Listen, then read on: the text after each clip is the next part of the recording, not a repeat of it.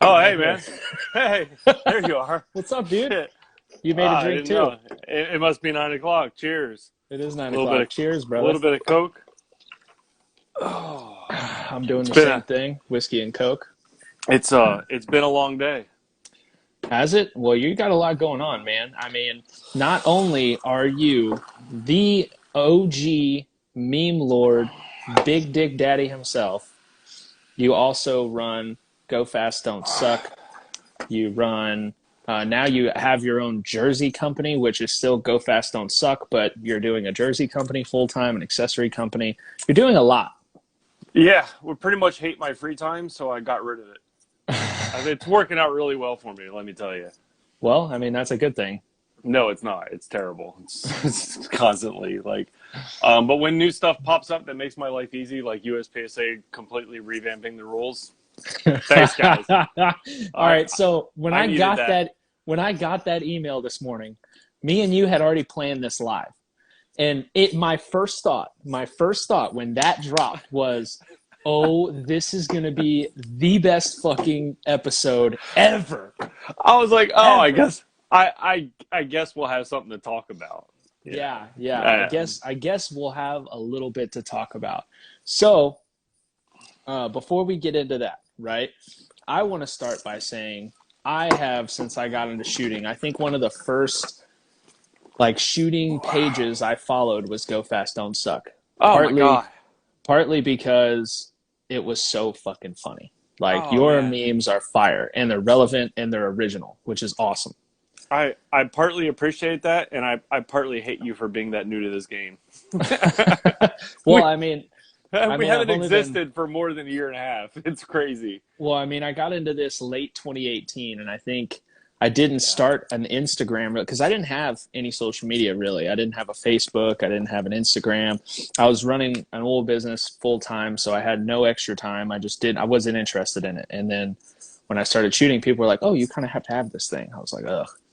So I got one I think I got one like late 2018 or maybe beginning of 2019. I don't remember, Yeah. but Did you start off with the shooter competition shooter dash and then your name? no, it was just my name, Trevor Cotter. Uh, And then once I yeah. started like I guess getting better and wanting to start posting more content, I scrapped the personal Instagram and then made the Bangin Brass one, and That was a it good just call. went from there. It was a good call. Although it tricked So me. I did think that you had something to do with making brass. So why are you yeah. naked? Go put some clothes on. Sorry. I have people in the house. What's Oh, up? nice. So I guess I only knew you as like a meme lord. You know what I mean? And then knew you as just a funny guy. And I didn't realize how good of a shooter you were until Oh, Area 7. yeah. I've Area surprised. 7, go ahead. Go ahead. I've surprised a couple people, but not from winning Area 7. But go ahead. Well, I thought, okay, I'm going to get to meet Bill Duda. You know, obviously this is going to be a good time. It's going to be a fun match. I knew right away it was going to be a good time. But my expectations of your shooting were low. I don't mean that by any offense. I just figured most of the people, I don't want to name any names here, Hammer and Sear, are really funny, but mediocre shooters at best. And Oh, I'm just you kidding, have by the no way. idea how much I love that. That's so awesome. Just We'll kidding. come back around to your love for Hammer and Sear later on. Yeah, just kidding, Jonathan. You know I love you. He's actually getting really good. But when I saw you shoot your first stage, I was like, oh shit, he's got some talent, right? And it was a kind of a standard stage, so I was like, there's no movement involved. He could just be a boomer who's good at standing and shooting, right? So then we get to the next stage, and it was that weird one with like the scarecrows and shit on the wall. And you fucking you crushed that stage. I was like, holy crap. Go on. And I was like, this dude is legit. And me and Mike both looked at each other, and I think we were both thinking the same thing. We were like, okay, this guy's more than just a meme lord. And then you end up winning A7 and somehow not getting a bump, which, by the way, Oh, is a big bag of bullshit. that was so easy, bro. Yeah. Look, I still say, I mean, I talked to the man himself, but I'm like, I don't feel like I really won that match. And, All right, you'll learn this really quick. I'm so terrible with names. Who was the guy that was supposed to have won that match? Limited? Yeah. Sig. Oh, Yeah, gosh, see? dog it. That's me I on don't a know. regular basis. Anyway, Yeah, I don't know. somebody will say it in the comments. But I talked to him and I was like, man, I feel like, I really shouldn't have won that. He's like, a W's a W. And I was like, all right, fair enough. I guess I'll take it. Cheers. We had a drink and I've been over it ever since. I don't care how I win an area match. When I win my first area match, I'm popping champagne, giving everybody a champagne shower, and I'm gonna be that dumbass who's just tripping for sure. You know what I mean? Yeah. You say that now, but if you win, but like I did, you might feel a little different. Like, I really felt like maybe because there was a couple stages where I was like, all right, I'm just playing for fun now. There's no way. And there was another A-class shooter that should have had it. And he just kind of had a little hard time on a couple stages too, and Yeah. I just kind of edged him out. But anyway, so Area 7. You did have some issues, but I will say when you were clicking, I was like, holy shit. I think we were all I think you struck everyone by surprise, including the entire squad. But all of Atlas was like, oh shit, maybe giving him a gun was a good idea. Yeah. It literally, I think we were all talking about it. We were like, when I heard Bill Duda, Go Fast Don't Suck, was coming on the team, I was like, oh, okay, so that's like he's got a big following, he's a good guy, he's funny, they're not bringing him on because of his shooting. And then after Area 7, I was like, okay, well, he's fucking legit. I think it might have been a mixed bag. I think they brought me on because they knew I wasn't half bad and were hoping that I could actually make the gun run its worth. And I was glad that I was able to prove that it wasn't all just meme lord stuff. So yeah, Phil Strader, by the way, someone said it in the comments. Yeah, somebody said it. I saw it too. Yeah. Phil. I talked to Phil when he came to Delaware. And I was being the RM over there, and he was like, "Yeah, dude." He's like, "Let me just hook my trailer up, or let me hook my RV to power, and you can have that win all day long." But so you've been in the game a while. I mean, once I started talking to a few people about you, once I realized how much of a legit shooter you were, I started realizing just how long you've been doing this. And make me feel, thanks. I appreciate that. Yeah. Well, couple gray hairs are now named after you. It's not like you've been doing it for 3 decades. I'm saying anything over 5 years is a long time, right? To be doing what would be considered a recreational sport or a sport. I'll give that to you. Yeah. Because most people burn out of it really fast. I mean, I've seen people burn out in the short amount of time I've been doing it. So how long have you been actually at this? Summer of 2010, I think. So this actually I brought this up on a couple other podcasts, but I was deployed in Kuwait, and I got a magazine in the mail that talked about 3-gun, and I was like, oh shit, that sounds pretty cool. I was like, rifles I've been shooting, my 8 years in the military. I was like, shotguns are area weapons. How could you miss with those? But pistols I've never put hands on. So I started looking at USPSA because that was primarily pistol in those, back in that day.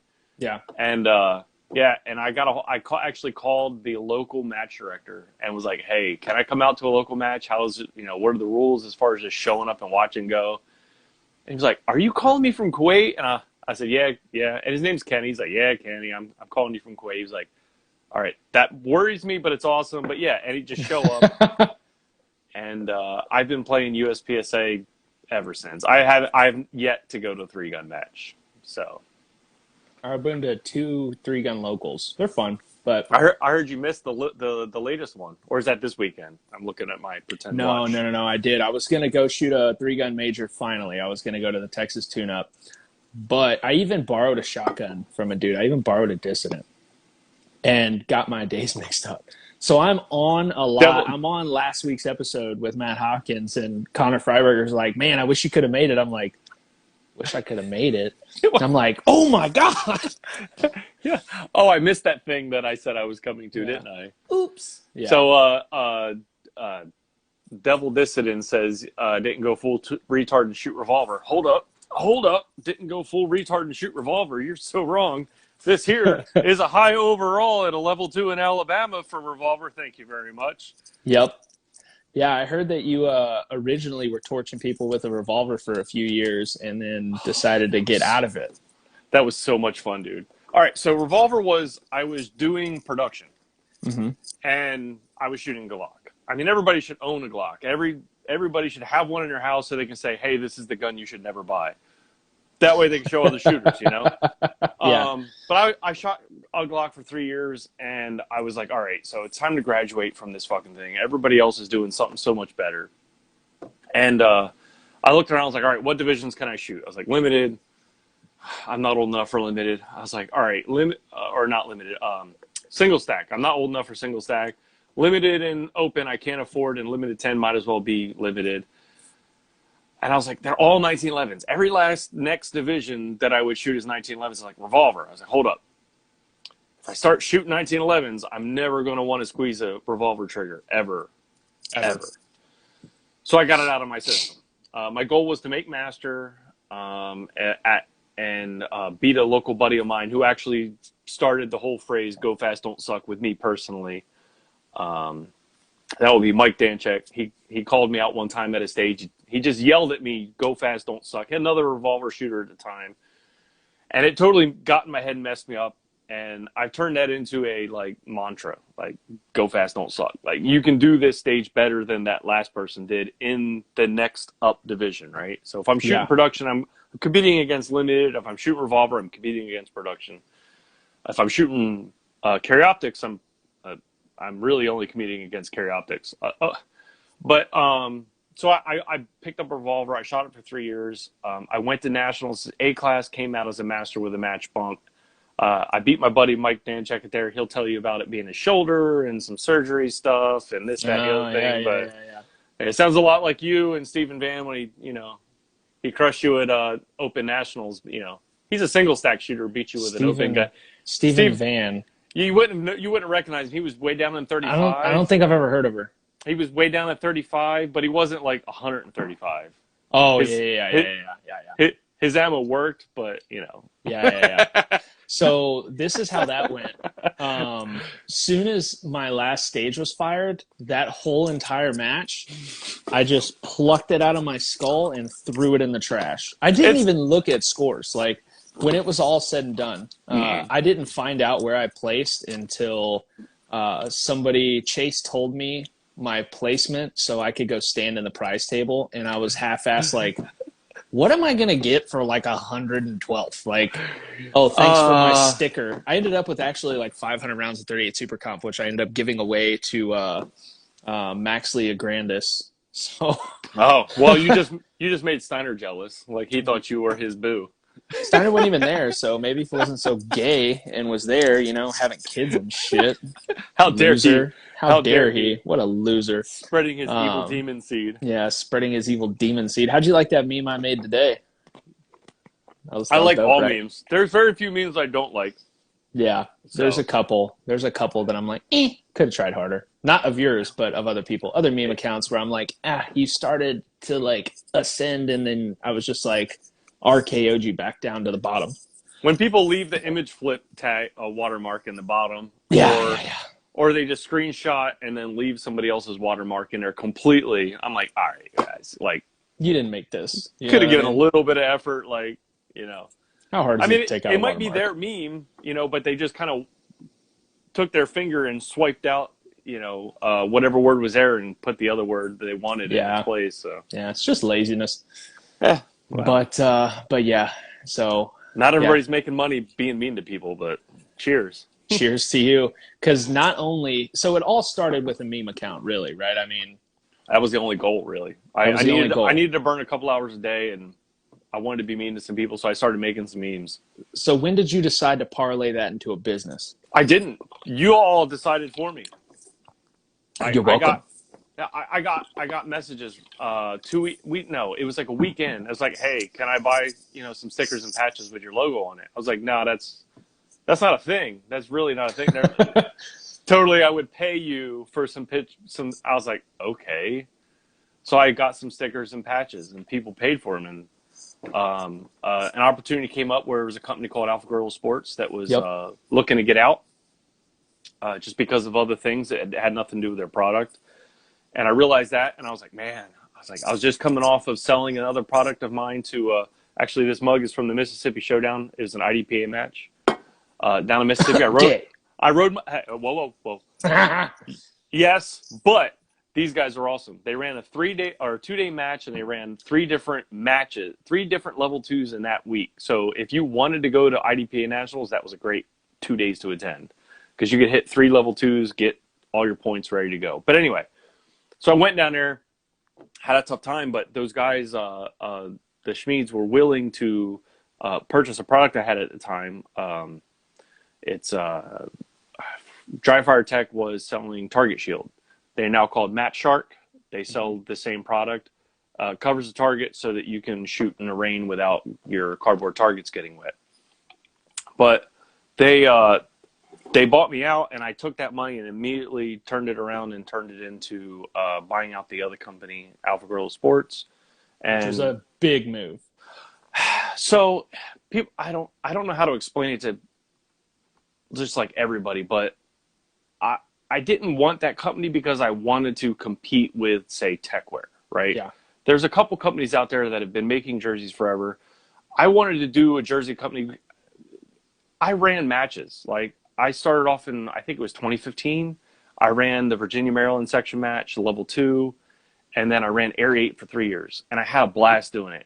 But I realized, like, along the way, a lot of little things that matches and sponsors, and people were just having a hard time finding a way and navigating their way around. So the jerseys is really a way for me to help support matches. I can get them jerseys as cheaply as possible, but I'm not stupid. So I'll also offer them to, say companies or teams or individuals as far as their shirts that they can wear at matches that are, equivalent, that will get them looking the way they want to look and kind of do it a little bit different. So, yeah. Yeah. Well, that's legit, man, because you don't see many people in a lot of different areas, not just shooting, but in a lot of things that start off with something that was just small, right? And like a meme account, really. I mean, they start off with something small that they just enjoyed, and then they see an opportunity and they snatch it, and then they see another opportunity and they snatch it again, and next thing you know, they're parlaying it into a business that now, I imagine, is a pretty good, profitable business. It's not bad. I mean, I'm not saying we're making $1 million or nothing, but we're doing what I want to do, which is I want to make enough to be able to give back to the people, the sport, and the matches that are interested in what we do, right? Yep. I'm not interested in an area match that is really, they say, hey, can you sponsor a match? And I'm like, you guys hate me. Like, why would I? I'm not going to be that two-faced guy, Yeah. But I got a long memory.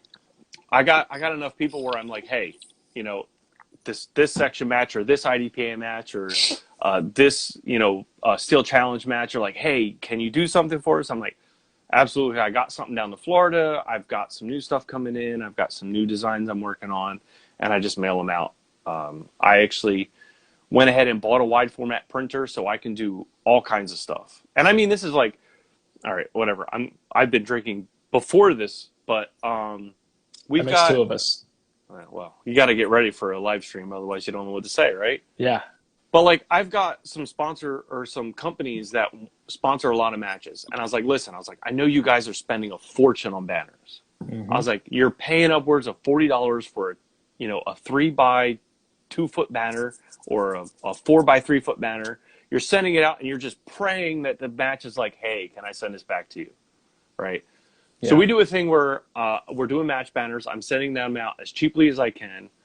And we actually have a match sponsorship management for them. So we will manage your sponsors. You tell me which matches you're sponsoring, what kind of banners you want to send them. We'll send them out to them. And if they're like, and we'll send them out return labels if they're worth it. If it's like you're sending out a couple cheap banners that aren't worth the return label, we won't send a return label. But if you're sending out some big banners, I'll send a return label with a letter that says, hey, I know being a match director sucks, but if you could put this back in the mail in the next couple weeks after the match, we would super appreciate it. Clean them up, send them back out to the next match for that sponsor, and all they have to do is fill out a spreadsheet, and we take care of it for them. Yeah, Hunters HD Gold said you saved Hunters HD Gold a lot of money to sponsor more events. So yeah, so who knew? So that the man Bill Duda himself had that big of a heart. don't tell anybody. I mean, I still hate generally everybody. But listen, Yeah. I do, while we're doing this, I want to give some stuff away. So I need love it. I need a 3X person that is shooting single stack or hates single stack enough to wear one of their shirts. This is one of our print on site products that's reading backwards right now, but it basically Just read it to us. It says single stack. This is a pronunciation, and it says a pistol plat reload form invented in 1911 by John Reload Moses Brow Jam Ning. So I need a 3X person. This is already printed. I just need somebody's address to send this to. So first person in the comments, I'll send you a 3X Fruit of the Loom here with that printed on the front of it. If you're a 3X, take advantage of this because, Bill, is this for sale? Send it to Tim Herron. He'll use it as PJs. All right, you know it's going to be a nightie, right? Yeah, it's a nightie. He could use it as a blanket, that petite little son of a gun. There you go. Me, put it in my Go Fast Don't Suck order, 3375 MRUS. Mongoose also said he's a 3X. Corey 3X. Right. Elmer 3X. Who's the first one? I'm seeing Mongoose on my side. The first one in mine was 3375 MRUNICE. 3375 Mr. RU. How's he not going to be following me where I can see him on my page? What the hell? Tell him to send me a DM. I'll get that out to him after after send live stream. If he doesn't send a DM, Mongoose Snipe, you're next in line. Send a DM as well. Whoever gets there first. Number 1, number 2. Can I buy that shirt? Are you going to make more of those? Oh, I have them here in the house. Actually, what I want to do is I have a couple other T-shirts I want to give out while we're doing this, and I'll throw them on the heat press, make them up, and we'll ship them out. Tomorrow's Saturday, and I'm going to be hungover, so what are you going to do it tomorrow? It'll go out Monday. Yeah, Mr. Eunice. All right, well, just roll them out as you see a break in the show. Just throw out a jersey giveaway. I'm actually also going to be doing a giveaway here pretty soon that you were nice enough to donate some product and some swag to. So pretty neat. Thank you for that. Oh, no problem. I'm waiting right now because I actually just signed the paperwork. The ink's not even dry yet. Actually, y'all knew before I did. I'm well aware of this. Yeah, you're well aware because the sponsor accidentally sent the contract to you before me because they were talking to you about my jerseys coming up. So I just signed. So as you know, last year I was with Safariland. I decided to go a different route this year. I just signed with Ghost International. So I'll be running Ghost products for the 2021 season, and they are also going to donate a holster and some other stuff to that giveaway. So that package is in the mail. As soon as I get it, I'll do the giveaway. It's going to have the holster. Atlas donated one of their badass belts. They'll pick your size and they'll ship it to you. Red Dirt Shooting Sports sent some cool shit. You sent some cool shit. Running Gun Apparel sent some cool shit. You actually sent me some of those dry fire targets too, which I almost snagged out of there and was like, I'm going to keep those. I'm quite literally surrounded by them right now. I know. There's some on the wall up here. I'm quite surrounded by them. Yeah, I love it. So somebody said I need a jersey. Well, this is the guy. But yeah, it was super cool because I reached out to you and was like, hey, man, I'm doing this giveaway. And it got delayed with me moving and everything else. So I apologize for that, guys. As far as your contract goes with Ghost, I need you to – I'm kind of worried. Maybe in 2022 you be careful and make sure Glory Hole isn't listed in the contract. I don't want to see you working those too often. Listen, man. I know. You got to do what you got to do, but still, I'll do some weird shit for free stuff. I'm just saying. I know. You know what I mean? I'm not above it. We're going to have to put you under the Tim Herron Gun Bunny section, though. At some point, you're going to have to be careful. But, no, it's good stuff. It's been a wild ride as long as I've been doing this. We started off with pistols, and now we're doing rifles, and we got some weird shit going on. Yeah, so before we get into that, I want to tell you that I have been one person that always makes fun of IDPA. Right? IDPA makes fun of IDPA. So I started making fun of IDPA when I went and shot my first IDPA match and won by 40%.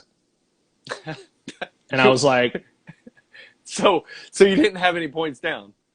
no. Because it's like, well, I had a couple points down, but I mean, nobody was shooting I shot it like a USPSA match. I blended positions. I transitioned well. I shot on the move. Because I asked those questions like, hey, can I shoot this on the move in this section? They were like, I guess. It's not against the rules. And then as I was doing it, people were trying to throw rules at me like, you can't fucking do this. You can't fucking do that. You weren't behind cover. And I'm like, it's not cover anymore. It's a fault line, right? So, see, you came in late, man. When I started shooting IDPA, all of that shit still existed. It was still behind cover, and it was real touchy-feely. And Elmer Gunworks, Fud Gunworks there said something about he wants a Raging Elmo to make a comeback. Man, we can't play around with those copyrighted stuffs. There was the old guys did some really weird shit that we can't get away with. So what's a Raging Elmo? Sounds like something I have to look up in Urban Dictionary, honestly. No, I'll open up the file here on my desktop while we're talking, but okay, I'll show you once I get it pulled up. But now that I'm with Ghost, and I'm joining Michelle Vescuzzi on that team, which is pretty neat. She's an awesome lady.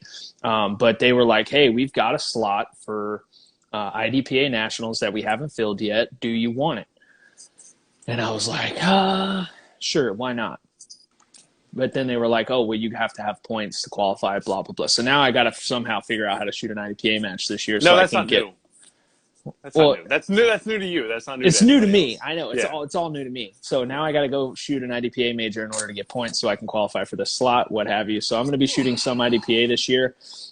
Jokes on them. I'm going to shoot carry optics with an Athena because I think that's legal. So you're wrong. You're going to be shooting open.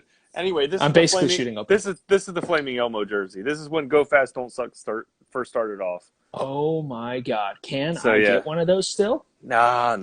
That's the whole thing. Like I can't list that. I can't. There's certain things I can't get away with that are because it's copyrighted. Because Elmo. I mean, do I really want Sesame Street coming after my house? No, I don't. I'm sorry. No. I love you all, and I want you to be happy, but I don't want to lose my house to. Have you seen Elmo? Have you seen Elmo's TikTok account, bro? That dude's a savage.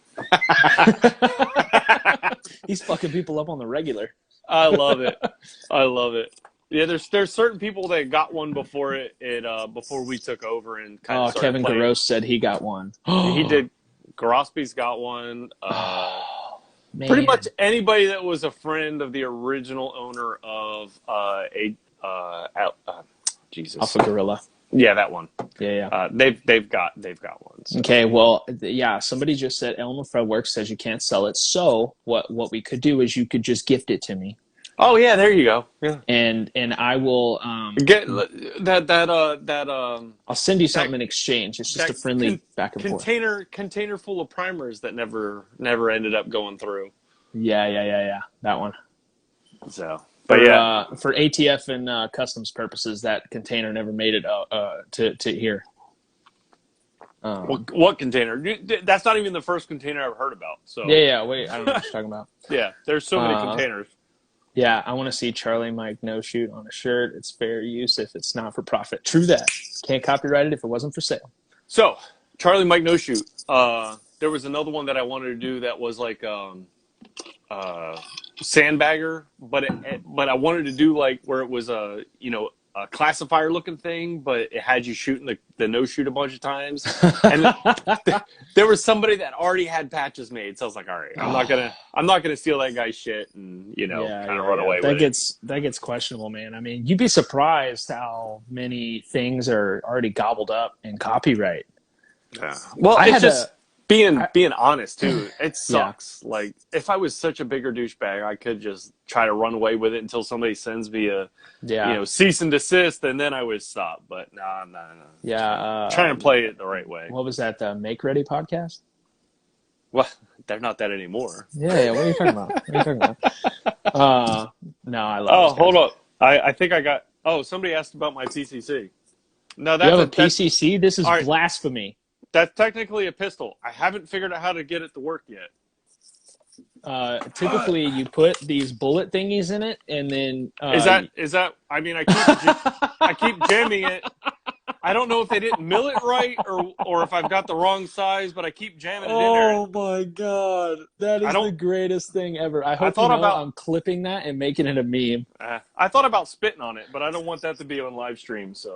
Oh my god, this is the greatest podcast I've ever heard or been a part of. I feel like I'm out of body just watching the magic happen. How is nobody going to ask about my Carry Optics gun, but ask about the dildo in the background? So we're going to get into that per Matt Hopkins' request here pretty quick. But I wanted to Matt Hopkins the man. Matt Hopkins the man. So I wanted to ask you, how in the hell do you think of all these memes? Is there a group of you, or is it just you solo? There is.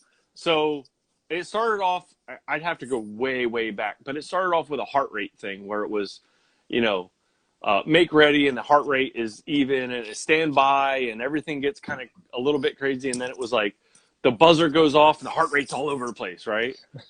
And I put that out and it got a ridiculous amount of likes. And this was just on my personal page. Yeah. And I was like looking around, I was like, okay, every other people seem to have somebody that's doing this. And then I thought, the memes and stuff. And I thought back and I was like, okay, so there was, who was the people that just started sounding like an old person standing on their lawn yelling at people? Mike Foley? I'm just kidding. If you're listening to this, I don't want to get banned. But there was somebody, I can't even remember the name of it. One of my guys will remind me. But they were just I was like, these people. And then there was, what's his face out of North Carolina?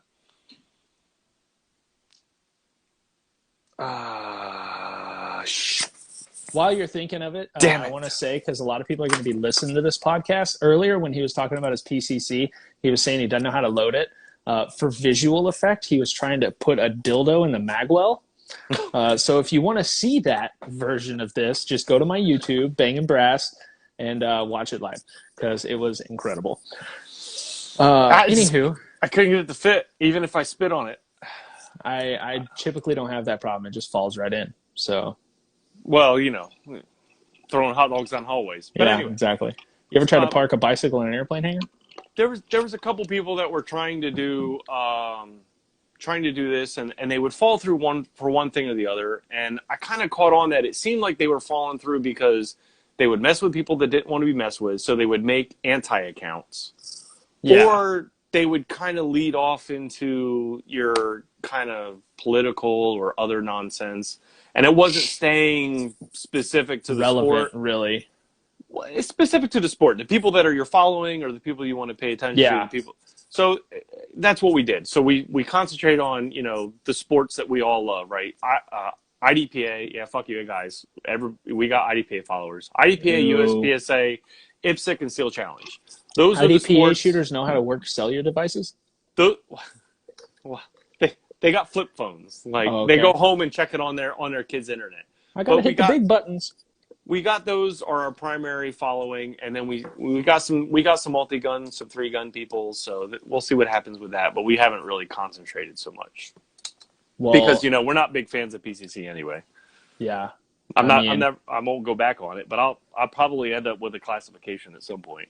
Yeah, if I could ever get one that's legal. So this is technically a pistol. It's got the wrong stock on it, and I'm not getting picked up by ATF. So until I've got a division legal PCC, I'm not playing. Yeah, typically you want to avoid getting picked up by the ATF, but they're always looking at it. It's not for everyone.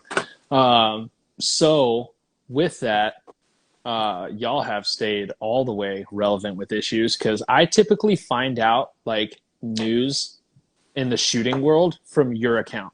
What news could be happening right now? Yeah, all right, so let's get into it. So they just did a rule change today. What? Did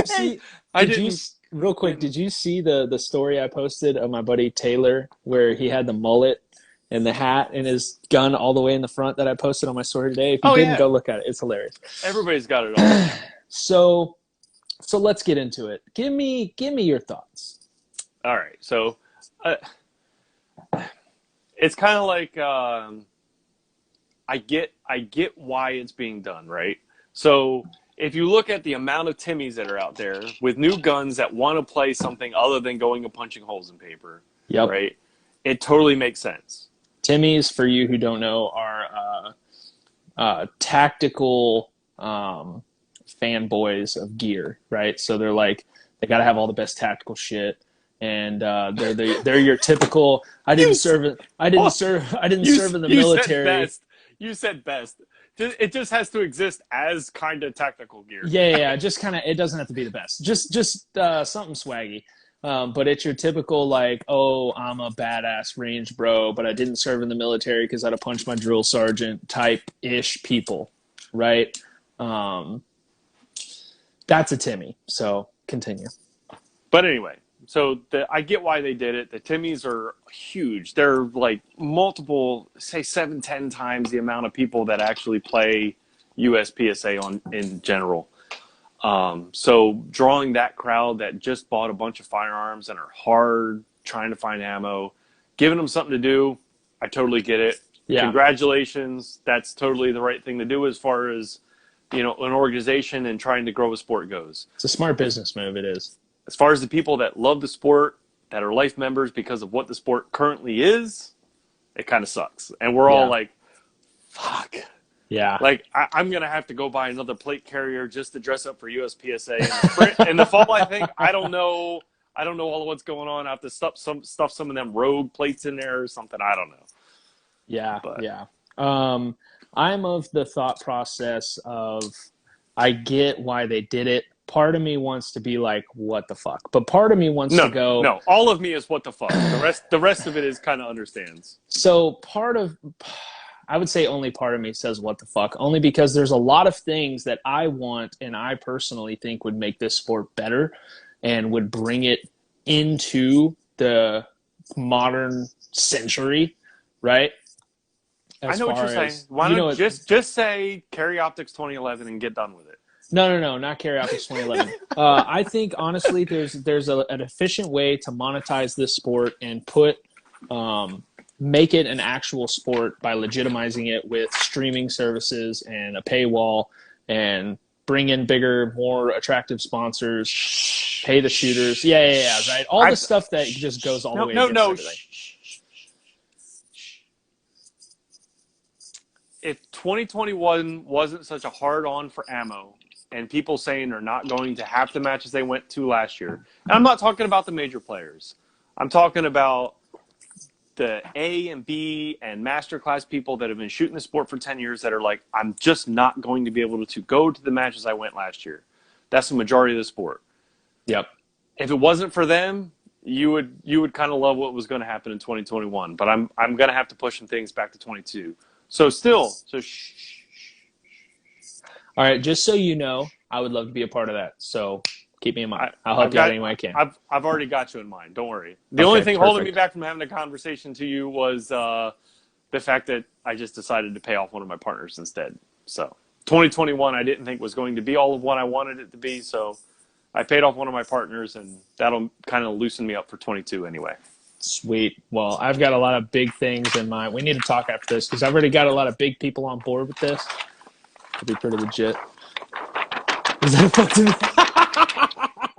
All right, so listen, I need somebody in the not small T-shirt range to kind of post something, say something, and we'll get you a Fuck Tim Heron shirt.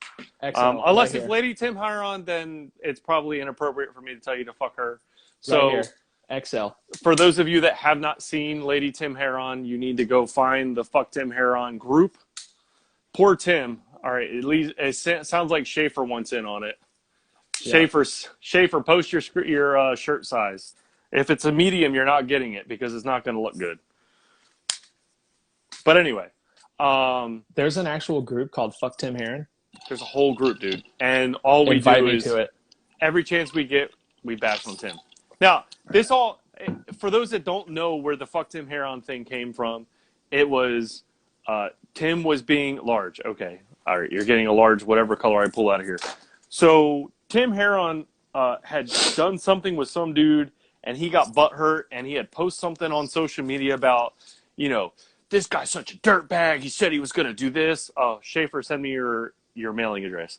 And he was like, this hate. Fuck Tim Heron was the thing he signed off with. And we were all like, you know what? You're right. Fuck the nicest guy we know in the sport. Yeah. Fuck that guy completely. And, some people wanted some shirts made up, and I drew up some designs just as a joke, and they were like, bro, and this is how most of it happens. Bro, I'll give you money for that. And I was like, okay. Tim, what do you want for me to use your name on these shirts? So, and it worked out really well, so. Making fun of Tim Heron or really like bashing Tim Heron is like seeing a cute little box of puppies and then like kicking the shit out of it. It's just being mad at the box of puppies to begin with. It doesn't seem appropriate. Yeah. But it was adorable. So that's what we did. Yeah. So the rule changes, right? Yeah. Because they didn't just do what do you think of the flashlights? I don't think they would have mattered if they kept them to the divisions that they were already kind of in, right? Yeah. Like Limited was running flashlights; they were just filling with lead and calling them a ballast or a weight instead. But in carry optics, I mean, we might actually see some people first off make the carry optics weight limit, right? That would be kind of impressive. I've already seen people saying, "Oh, I'm going to put a watch battery in my Streamlight and throw it on there with full of lead." Whatever, it has to work. That's the rule, right? Yeah. But we're going to run into two things. We're finally going to see somebody actually make maximum weight of carry optics. We're going to see somebody go way overweight on production. Way overweight. And we're going to see people not fit the fucking box in production. And they're not going to be like, oh, but I attached this fucking mag light to my gun with duct tape. I'm like, yeah, don't fucking mag light. It still has to fit the box, bro. Yeah. Did you see Axon's video on it? Oh no! Did he do a video already? Axon did a video. Dude, he was so fast with it, and it was a legit video. He was talking about how it could be used as an aiming device in some scenarios, right? And he's right. What? Okay. So if you have so think about it this way, right? If you have 1,000 lumen stream, and they make tiny little 1,000 lumen pistol lights, sure. Right? You zero that beam down as tight as you can get it, and you zero it at 15 yards, right? It's an iron sight gun. Now, when it comes to, let's say, hosers or some, let's say, 7 yards and in targets, you're using that light as an aiming device, or even some further targets. I mean, it could I'm gonna start with the fact that anybody that's using their sights on targets that are too close like that, I agree. It's not gonna benefit those guys at all. I agree, but right? They were already going too slow. But what about when the light outside is shit, aka frostproof in the morning, or frostproof at night? Oh, it depends on which way you're facing. Yeah, and you're shooting 25, 30 yards at target. Could that beam of light help a little bit? It could, sure. I mean, if that's what you want to pay attention to, I think you're going to see. I think you're going to lose too much compared to what you could do with just your sights and the skills you've been practicing. If you're going to put a lot of effort into, being proficient with a flashlight, sure, you've earned it, bro. Yeah. I'm not even going to tell you not to. It's just like you've earned it. Yeah. But I would say this is my thought process on it, right? You're going to still lose to the people you lose to. It's not going to change anything. And people who are winning matches, it's not going to affect them one bit. No. It's not going to change anything. What it's going to do is it's going to open the door for some more IDPA-like matches that should exist if IDPA wasn't so stuck in, hold the flashlight in your hand territory. And we're going to see some USPSA lights out matches. I've already made a post about USPSA lights out nationals. That would be cool if we did like a nighttime shoot. I could see that, right? No, it'll be one of those indoor matches. I could fuck with that. I really don't care. Here's your large Fuck Tim Heron shirt. So that was fast. Can you make me one? I'm an XL. I'll pay you for it. Yeah, I'll make you one. I want it in black. So, all right. What about the change? What about the other rule changes? Give it to me. All right. So we got the weight change in single stack, which everybody that is anybody kind of feels like that changes only exists because my man got bumped to open at single stack nationals. Now, let's not say they feel that way. That's the reason the rule changed. All right, so I want to say that. The thing is I ran chrono at Area 8 last year, and there were some legitimate guns that were just a little bit heavy. Like, there was nothing on them that was any more retarded than everybody else, and it seemed like the guns that were going overweight, they were 9mm. And I'm like, all right, so maybe there's just something in the production of these that is just, there's too much material. The barrels are too thick. Something, I don't know. It's just thicker barrels. Just a little. It's not like they had brass weights on them or anything like that. It was just, I mean, I tried to help these guys out just like anybody that was kind of like cared about the competitors would, like, you know, reset the scales and make sure there's not any dirt on anything. And, you know, and it wasn't, man. It was just a little bit over. And that's what happened. So, and couple ounces really isn't going to matter to anybody. No, it's not. Unless it's in my pants. If it's in my pants, it's going to matter a lot to everybody. A couple ounces makes a big difference under the belt. But I will say, let me preference saying my previous statement by it definitely changed by that. I don't mean that by Troy McManus changed the rule to benefit him, because I know Troy. I like Troy. He wouldn't do that. But let me say that it would not have been a priority if it wouldn't have happened to him or someone else that is higher up in the USPSA food chain. That rule would not have been changed because it didn't really affect them. Because people have things that happen to them and they bitch about it to USPSA. They're like, oh, this is fucking stupid. And they just go, okay, they chalk it up to, yeah, whatever, you fucking normie. But when it happens to, you know, one of the top dogs, then they're like, hey, maybe we should look at this rule. You know? Here's what I've been in this game a little bit, and I kind of noticed something, and it was like everybody would initially be mad at Troy about any kind of rule changes. Yeah. Then it became kind of obvious that, to me anyway, the rule changes, the rules in their existence is USPSA's problem. Troy and NROI is the application of rules. Mm-hmm. So if you look at those minutes, it wasn't Troy saying, my bullshit, this, that, and the other thing. It was all the area directors going, you know what? You're right. Fuck that rule. Let's change it 3 ounces or 2 ounces or whatever it was. Yeah, whatever it was. It was nominal, but or marginal. But it was enough. It wasn't 45 ounces or anything, but no, it wasn't carry optics. But it was minimal. All right, now what about the rest of it? Now being able to kind of, because I believe the hip bone rule changed now, right? It can just go wherever. Just wherever, dude. You fucking wherever. There's a very salty gentleman that I know of that shot a match that was pretty upset about his bump to open from limited.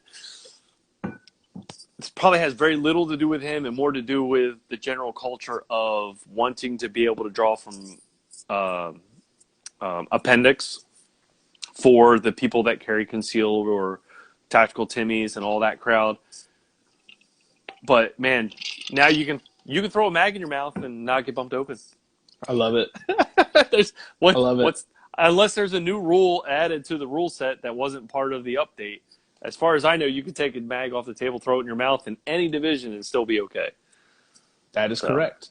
As far as I perceived it. That was exactly how I perceived it, which is awesome because I've been in some match scenarios where I'm like, yeah, not necessarily that. But not that kind of match? Maybe that was just me. I don't know. But been like, man, you know, this start position, I can't remember what match it was, but the start position was weird and like, it would have been convenient to like start with a mag. I can't remember what it was, like in a weird place. I can't. Steiner was there. Oh fuck, I can't remember what match it was. If Steiner was there, it was already in a weird place. Yeah, me and Steiner were talking about it. We were like, "Can we do this with the mag?" And they were like, "No, not unless you want to get bumped open." We were like, "Oh fuck." But you've had Steiner on before, right? No. Oh, dude, he makes some good shit too. He does. I need to have Steiner on. The only thing about Steiner is like getting him to do podcasts or be on a podcast is like Yeah, he starts to have PTSD. That's the problem. yeah. It's like seeing a super rare exotic bird. You know what I mean? It's beautiful, but you're only going to see it once or twice. You're only going to see it this time, and it'll be you'll want it right away, but you won't be able to find it. Exactly. I've got a litany of crap in my reloading room that has Steiner's original development on it. So dude, I have a lot of his shit. Those holders there and the thing keeping my my case feeder locked in the closed position, those are all him. And I mean, the dude just makes good stuff. And now he's making shelf, plate holders and all kinds of crap. So it's him and Gianni Giordano, and that kid, I had him on. He's a phenom, but he's also smart as a whip, and he's super ambitious, and that kid's gonna go some places. But yeah, I hate the smart ones. Yeah, I do too. Fucking they're assholes. so hard to make fun of because it's like you make fun of them and they don't get it. Yeah, exactly. They're so smart, they're dumb. But so anyone else? What other questions did we get? Well, we had that, and there was like one other big rule change. We had the hip one, magnets. Everybody's selling out of everybody's. Anybody that had magnets in stock is now out of stock they're gone. They're gone. Yeah. Stoker's out. And, by noon this morning, they were gone. Everybody's out. So, yeah. I mean, and I've seen people trying to buy the shitty magnet that I've got on my belt.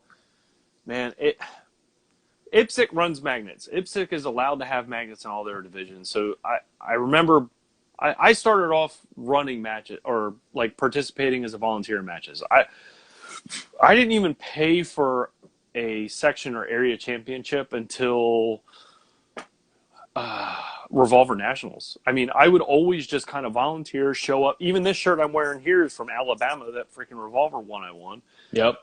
But I would just go volunteer and work the match and shoot it as best I could. But, I forgot where I was going with that. But anyway. Magnets. I had to bump a guy to open one time. And he was like, oh, no, it's okay. I was like, but he wasn't, he was kind of speaking broke English. I was like, no, man. I was like, I don't know how you've made it 4 stages into this match with me being a 2-year level RO, but you're not supposed to be running magnets in production. Like all of his mag pouches were, instead of pouches, were just magnets.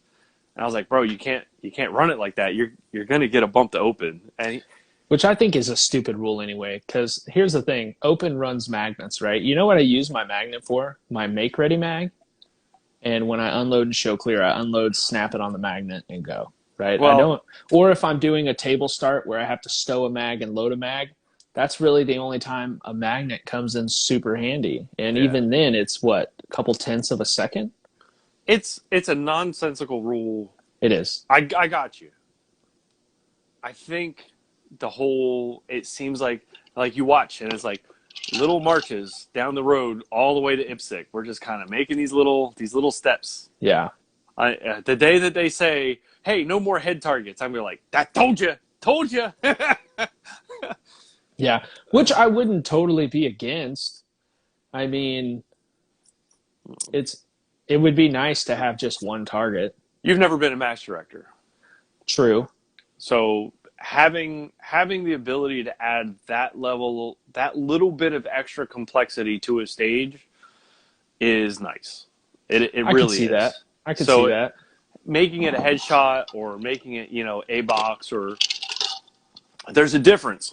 Headshot and A box. And you can go all the way to A box. And really mess with people's emotions. Because I shot a match 2019 where it was a 7-yard target that I was planning on shooting on the move, but it was an A box only. And I was like, I'm still going to shoot it on the move, but it's going to slow me way down. Right? Oh, wait. How did you finish in that match?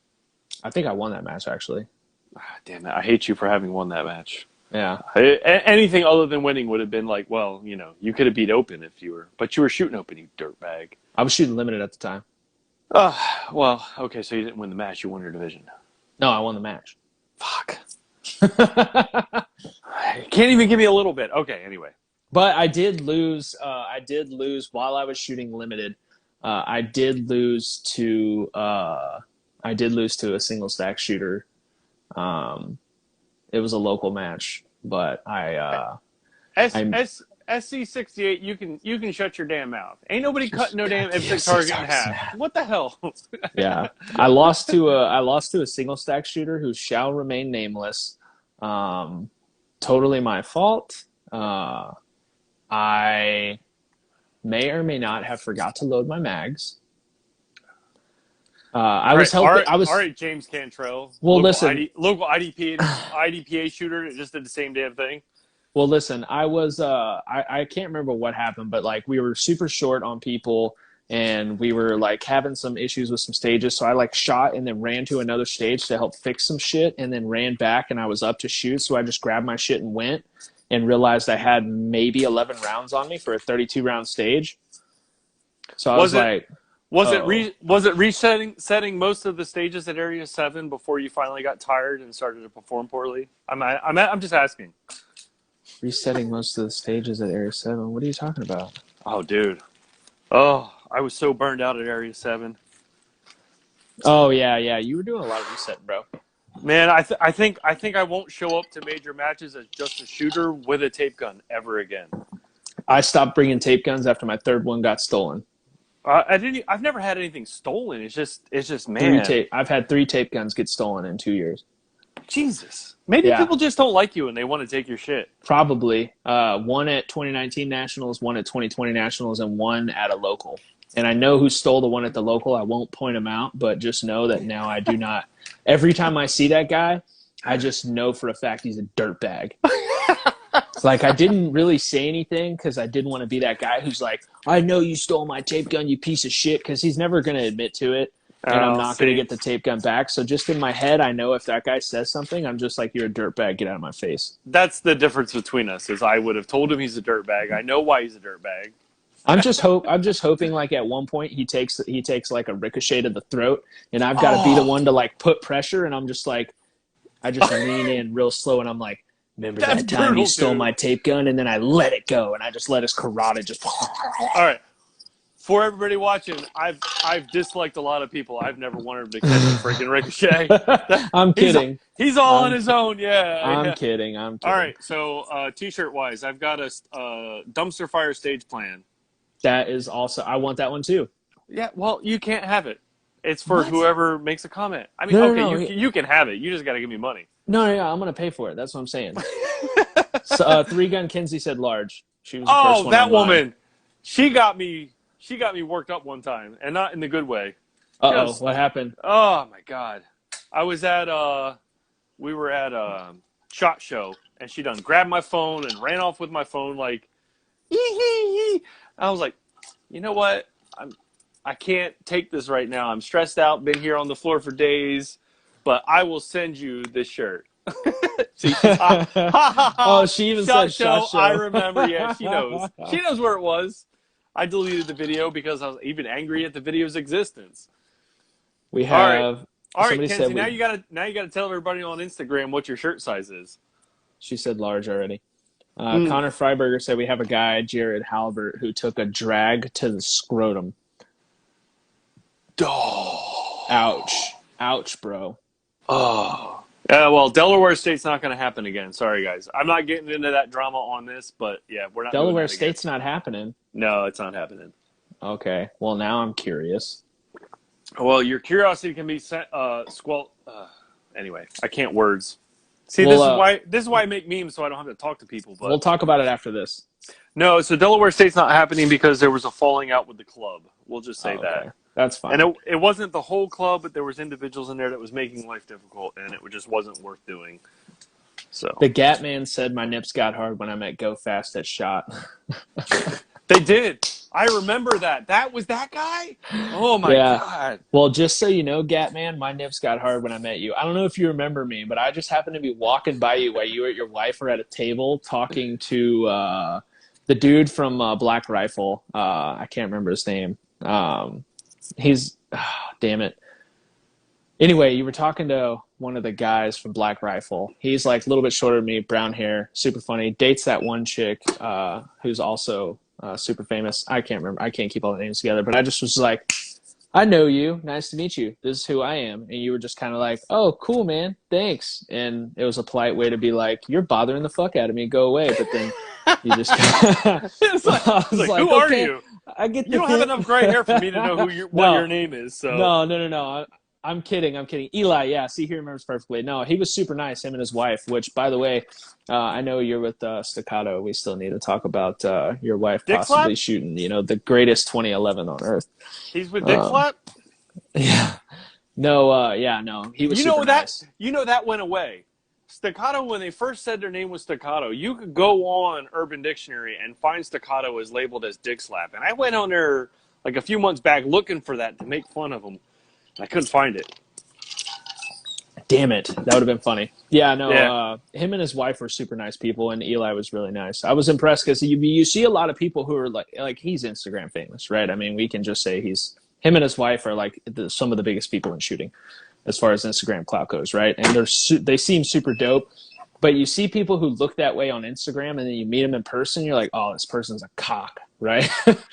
But I met him and his wife, and I was like, dude, I could totally fuck with these people. They're cool as shit. So if you ever see him, he was super nice. He talked to me for like 20 minutes, which he didn't have to do. It was really nice. And, I'm Well, still that's good. fucking nobody, so I'm surprised he even You said still what's up. being excited to this day by it is why we exist, right? Yeah. So, Elmer Fuddworks said greatest 2011. Yeah, damn it. Greatest 2011. Name a better one.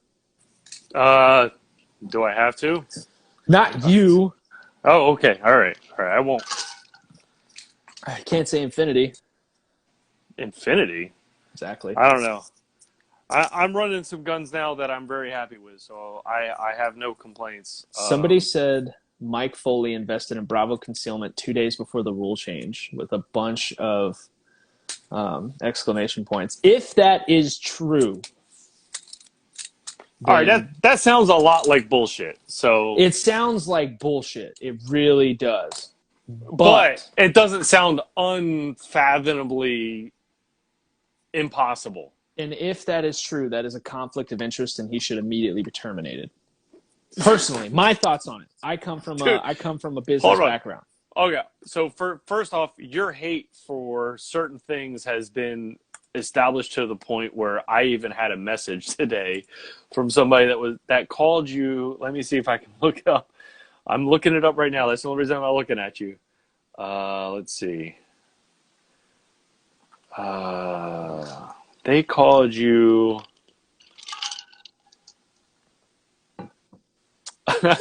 an utterly crusty anus that lacks appreciation.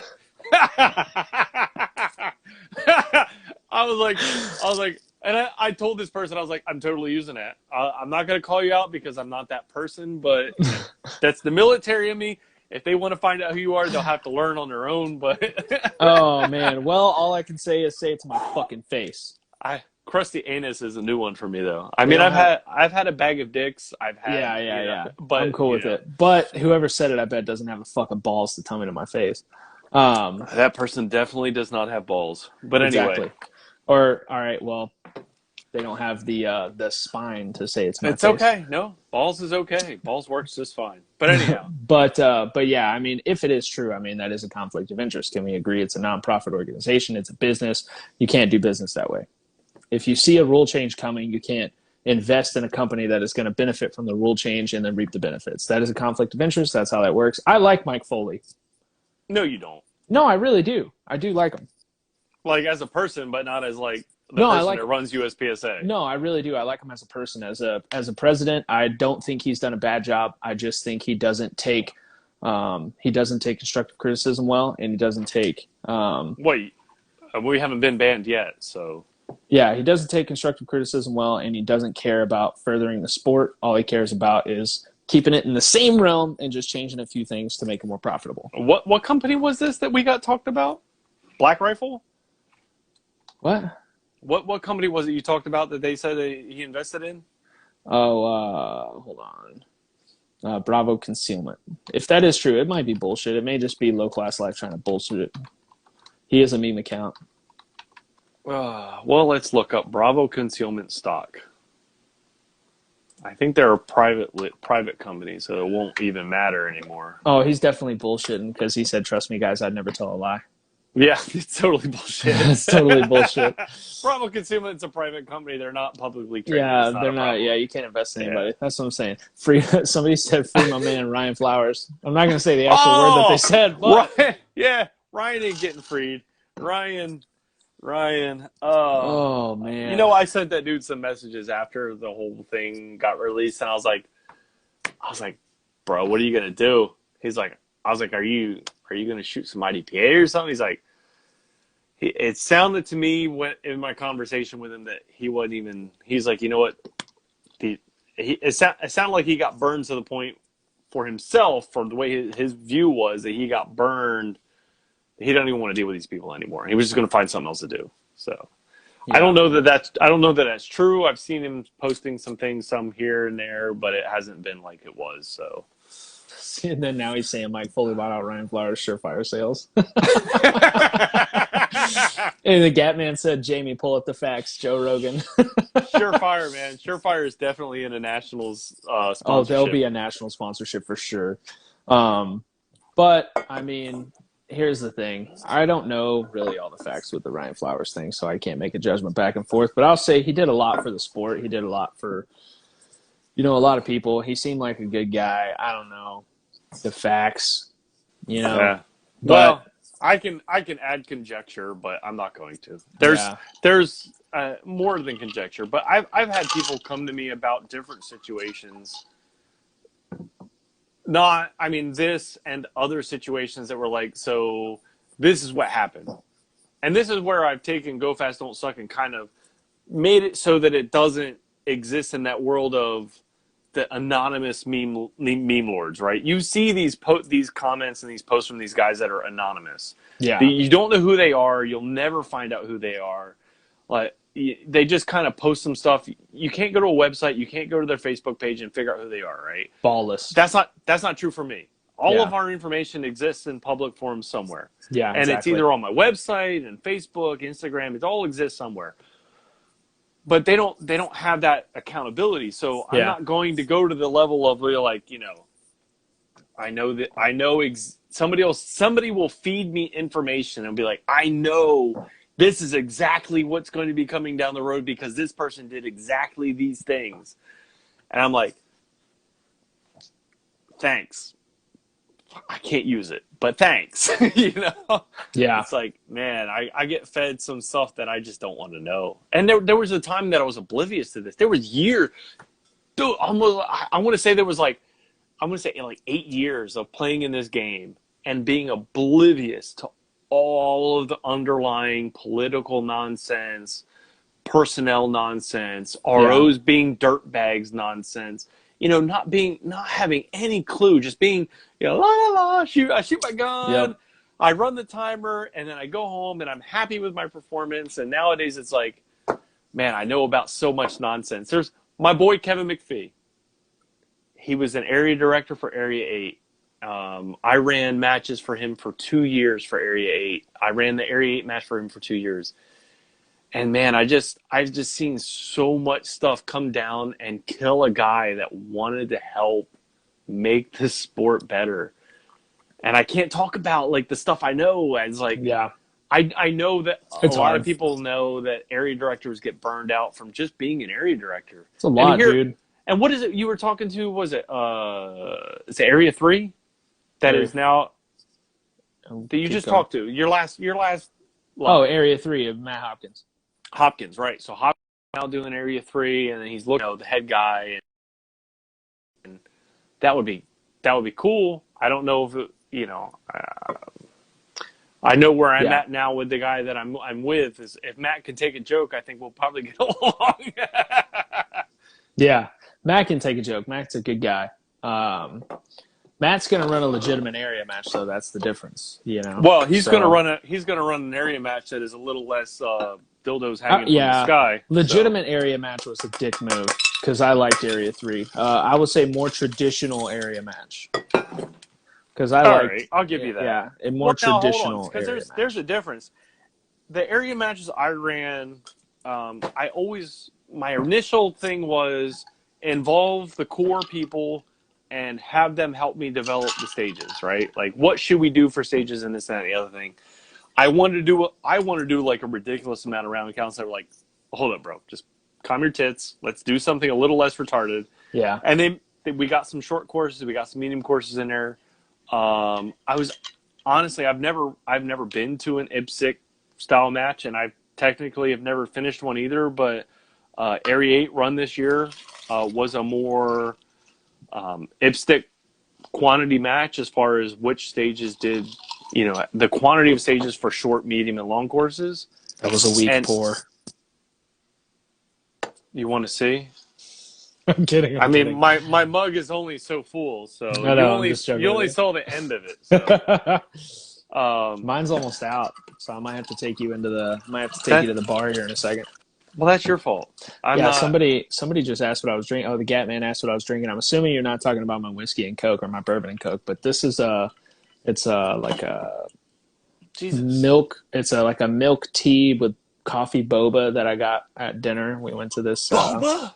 Yeah, I don't know what my wife ordered it, but it's decent. It's like an espresso boba thing. You got away with my wife ordered it. She brought it home from work. Like, she got it on the way home from work. It was like, hey, we're eating this. And I was like, okay.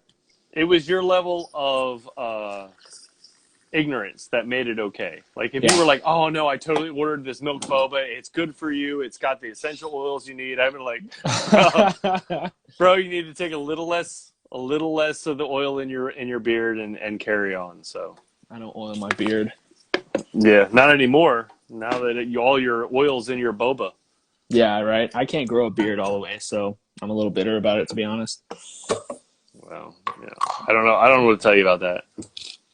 It is what it is. So. Oh, what the hell? So what else is on the agenda here? I have some other shit I can give away if we're bored for a minute. Well, I never do an agenda because I feel like pre-scripted podcasts are gay as AIDS. So, well, then I need a revolver shooter. Let me get a revolver shooter on the handle here. Announce yourself for having been a revolver shooter or is a current revolver shooter. And I got something for you. If you are a revolver shooter or have shot revolver, say something. You're probably not listening to an open shooters freaking podcast, but here we go. Hey, man. They always listen because they wish they could either, one, afford to shoot open, or two, were not 90 years old and had the ability to shoot open. No. So here's the thing about revolver is when I did it, I was a lot younger, first off, which I hate to admit, but I was definitely a lot younger. I'm a lot older now. But I went down to North Carolina to shoot a match. And the guys down there were on, the Blue Bullets team, and they were like, hey, this guy's coming down. He's going to help us at the match, but he's going to, do the thing. And I got comments during and after the match. It was like, bro, I didn't know revolver shooters could do that. That's kind of nice. And if you're a revolver shooter that's trying to be competitive and you're not trying to beat open shooters, you're never going to be competitive. And that's what I always did. I always went as a revolver trying to beat open. And I would laugh at all of the open shooters. I was like, you had 2 more rounds and you couldn't kill it next to me with my freaking 1.5 reloads, you bitch. If I get beat by a revolver shooter, I'm going to suck start my open gun. Just saying. Oh, well. Unless it's Jerry What was that Mitchell. year that you had ammo problems? That was totally my opportunity, but I failed. Unless it's Jerry Mitchell, there's no excuse. 0. Or Rich Wolf. He's kind of good too. So who's that? Mongoose Snipe? Mongoose Snipe said I shoot a Bill Davis custom revolver. All right, so I got a revolver one here that says a pistol reload with revolving reload, chambers, reload, and reload, and reload, and reload. So send me your shirt size. I'll crank one out for you and send it to you. You got to send me your shirt size and your address, otherwise you ain't getting shit. We're already off the tracks, so I'm totally taking a piss while we're doing this. Oh, no, that's not disturbing to anybody. It's fine. Just make eye contact with me. Yeah, well, there's nothing to see anyway. We're trying. Yep. It's like, hold on. This moment of silence for the piss that could have been. And we're done. You're welcome. Sounded low pressure at the end. Yeah, I mean, I'm getting a little older, prostate isn't what it used to be, you know? It's Whatever, like, Manny things. You ain't it's never like, tried. You ain't never had a piss test in the military. You don't know what a new level of gay is till the guy is over your shoulder watching you hold your dick. I don't hear shit. I was an athlete, so I know exactly what that feels like. Yep. Hey. Oh, you hold it that way. Like I hold Yeah. it like a pencil. Don't talk Yeah. to me. I'm trying to piss right now. I had a guy one time. He was pretty funny. So he goes, hey, have you always had that birthmark? And me, I'm like, I go birthmark, and I looked. I hope you gave that guy a high five with I your did. piss-covered hand afterwards. No, I was like, I gave him like an elbow bump because I just got done pissing with both hands because you know. Pre-COVID when it was cool. Just kidding. I wish it was both hands, but it's not. So whatever. I mean, Anyway. technically, if you're using both, I held my hands, PCC mag it's like both this. Does that hands. count? That is true. Or they hold it for you. Oh, that's not the guy you want. You don't want the guy that's gonna offer to hold it for you because he's got a belly button ring and you don't want to know. Nope. Don't ask, don't tell, right? Isn't that the thing? No, that was when I was in, and there was legit a guy in PLDC with a belly button ring. Let's just say that I put my pants back on and didn't go in that shower. so that's hilarious. It's a real thing. I think that's part of what makes me what I am. Like I've been accused by my spouse that I don't care about her feelings. And I told her that was obviously not true, since when she's feeling cold, I put the heater on. And she didn't find it as funny as I did, and I got in a lot of trouble about it. So it is funny. These people that, like, you know, their feelings are hurt by, you know, memes, and I really just try not to pay attention to those, because those are not our people. Our people are the people that can take a joke, know when a joke is a joke, and carry on with their lives. Unfortunately, we've had some run-ins with some individuals, and I've legit taken a meme down because, like, not that I don't want to be offensive, but I don't want to ruin somebody's self, you know, image or anything like that. Their view of themselves. And we had somebody from the UK send me a message on Instagram. It was like, listen, I don't want to be this guy, which kind of leads me into he wanted to be that guy, right? But he's like, I don't want to be this guy, but the image you posted is actually of my father. Like, we pulled an image straight off of, like, a Google like douchebag, and the first image on Google douchebag was this dude, and we pulled him down and made a meme out of him. And he was like, I'd appreciate it if you could not post a meme about my dad being a douchebag. Yeah. I was like, all right. And I pulled it down. It was one of the very few memes I've ever actually pulled. I would have immediately posted that conversation next to the meme. Yeah, see, that's where your heartlessness will end up getting you not having an account in short notice. Kidding. No, you're not. But we pulled it.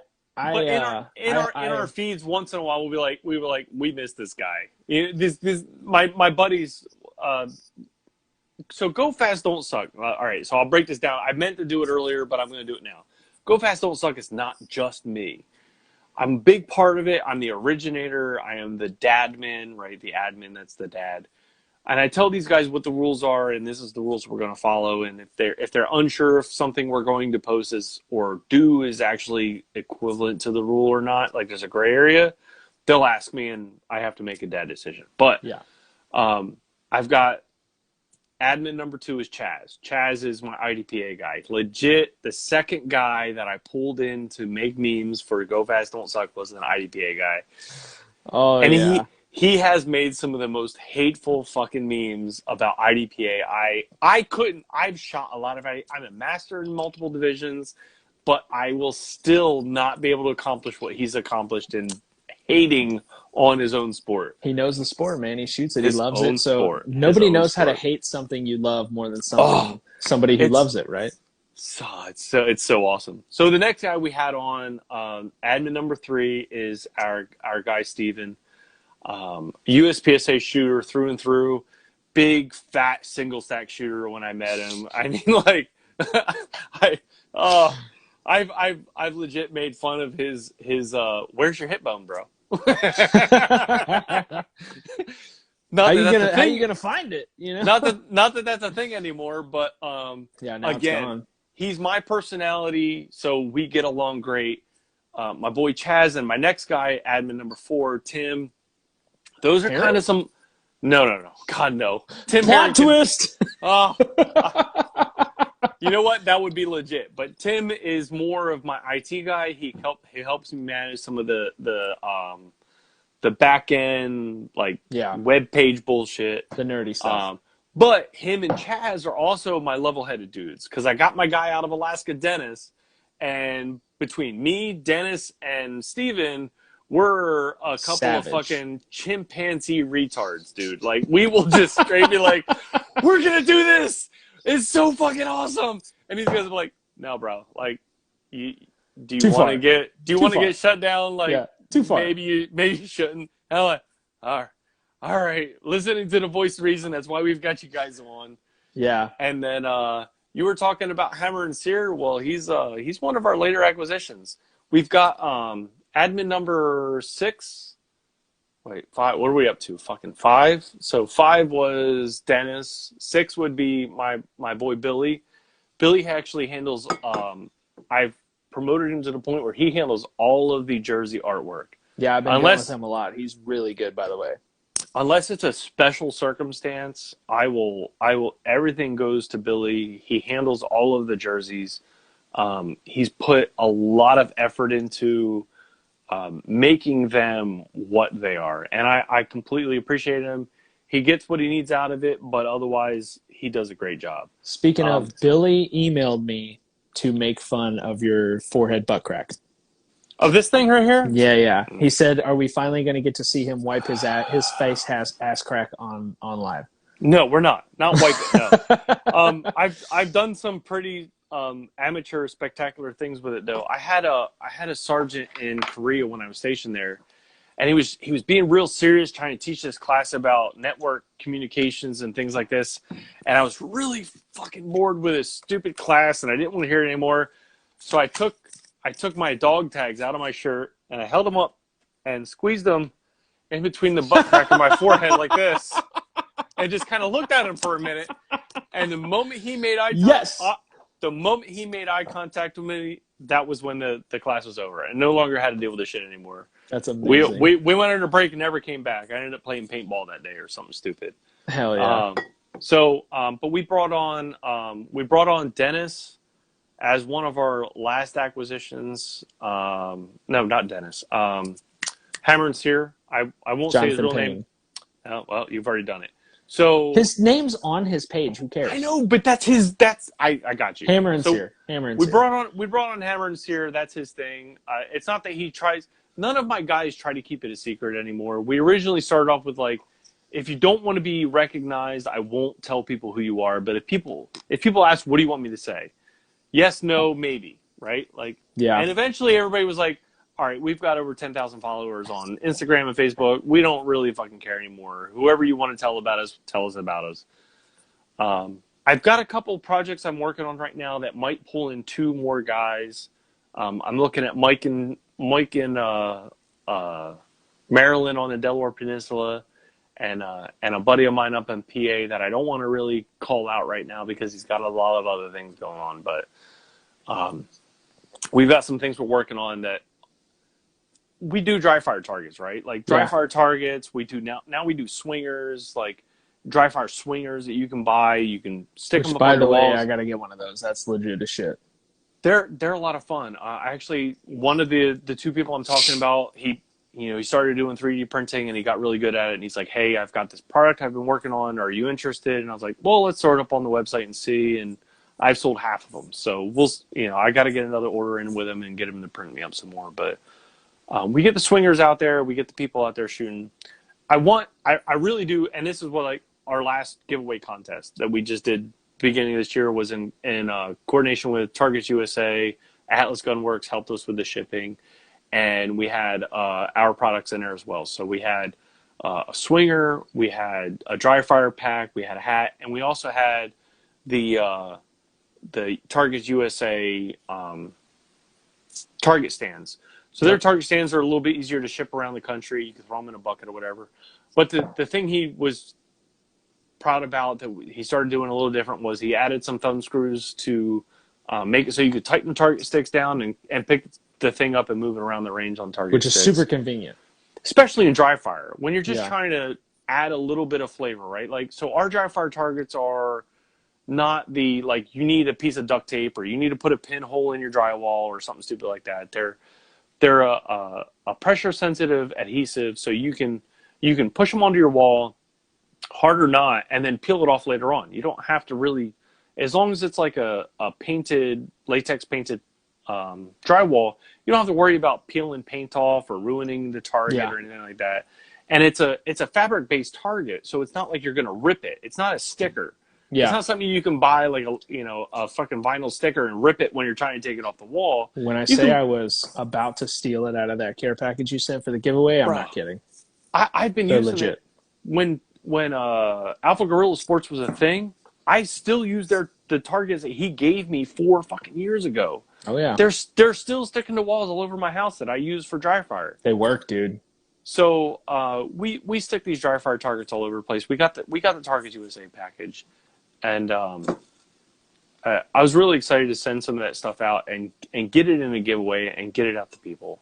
And I lost my train of thought about 30 seconds ago. So I don't even know where we were. So let's start fresh. Fuck it, why not? Well, we've already gone over all the new rules. Does anybody know any of the new rules we didn't cover? I think we did them all. I think we did like all of the ones that were important anyway. Yeah, I don't think any of the other ones are important. The tactical Timmies are going to be coming into the sport, and we were playing on that today. And I don't know if that's what people understand about when we make fun of things. Is if something happens in the current events, we will hammer down on that motherfucker until they go to bed. Hard. Like I'll make 8 memes about fucking about some tactical group that makes base pads. We'll hammer down on them for a good solid like maybe 24 hours, and we'll just pretend like it never happened again because I get tired of making memes about it. People get tired of hearing about it. So let's do do shit. 22 discipline endorsement. Finalize rule set for new action 22 discipline endorsement. If you want rimfire in USPSA, you need to go shoot Steel Challenge. I'm sorry. Yeah.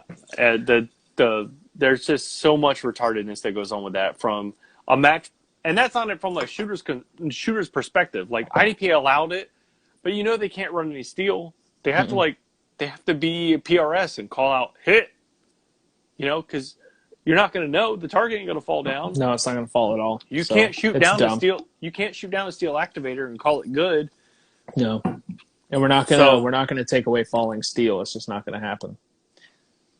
Man, I love Targets USA. They do some good stuff. The last thing I saw them doing was one of the best things I've seen.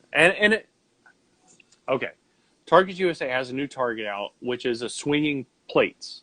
Now, I've done swinging plates at area matches. They're legit. And they were magnets, which is cool. But what happens is when you knock the first one off, the second one swings completely different. Now, that's part of the sport. You're going to expect a little bit something different having, say, a Texas Star. But you're never going to see a Texas Star in a level 3 because once you've knocked one plate down, now the presentation becomes different from everybody else that's ever shot that Texas Star.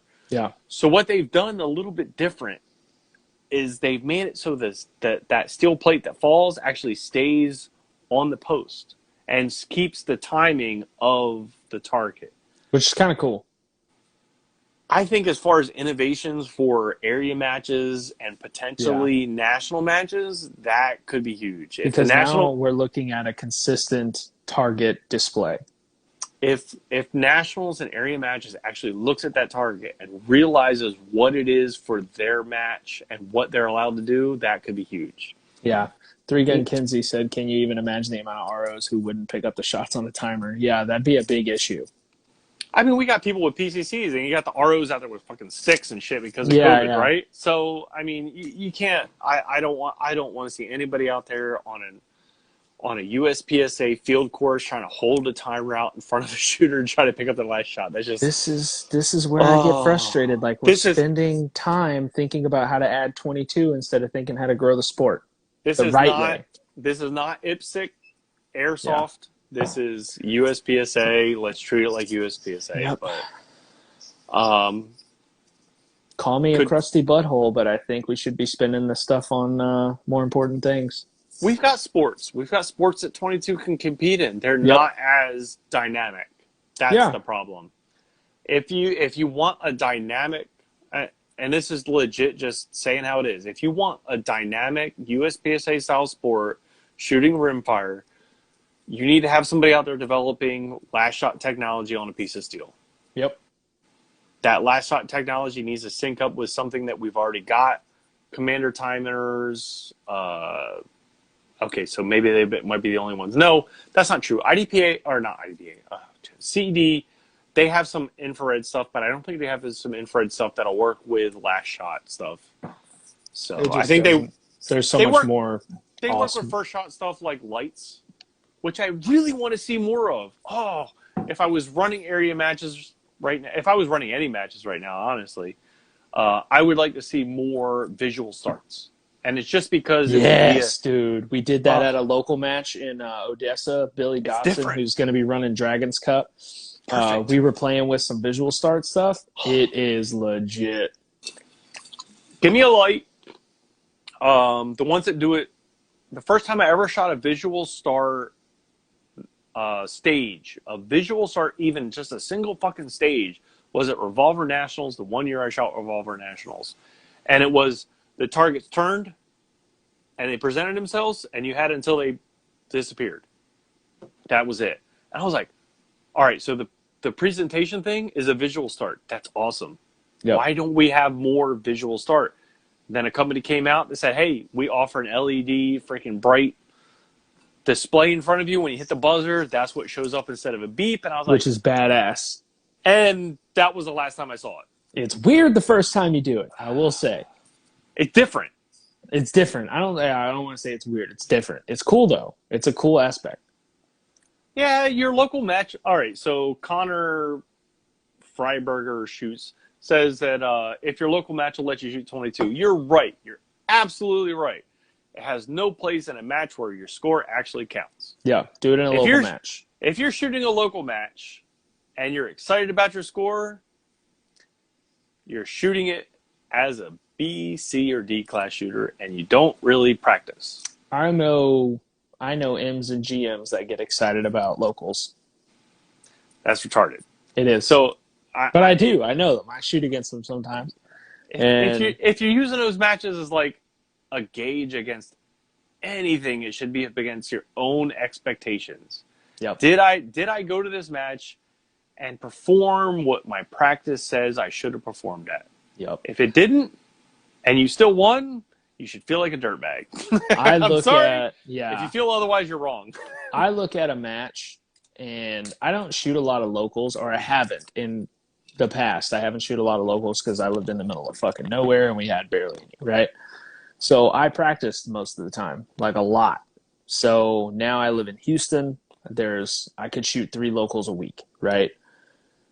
And I may shoot, 2, maybe 3 a month if it's a slow month on the major match side, because I am going to shoot 18 majors this year. I had planned on 24 last year. That got shorted to 16 because of COVID.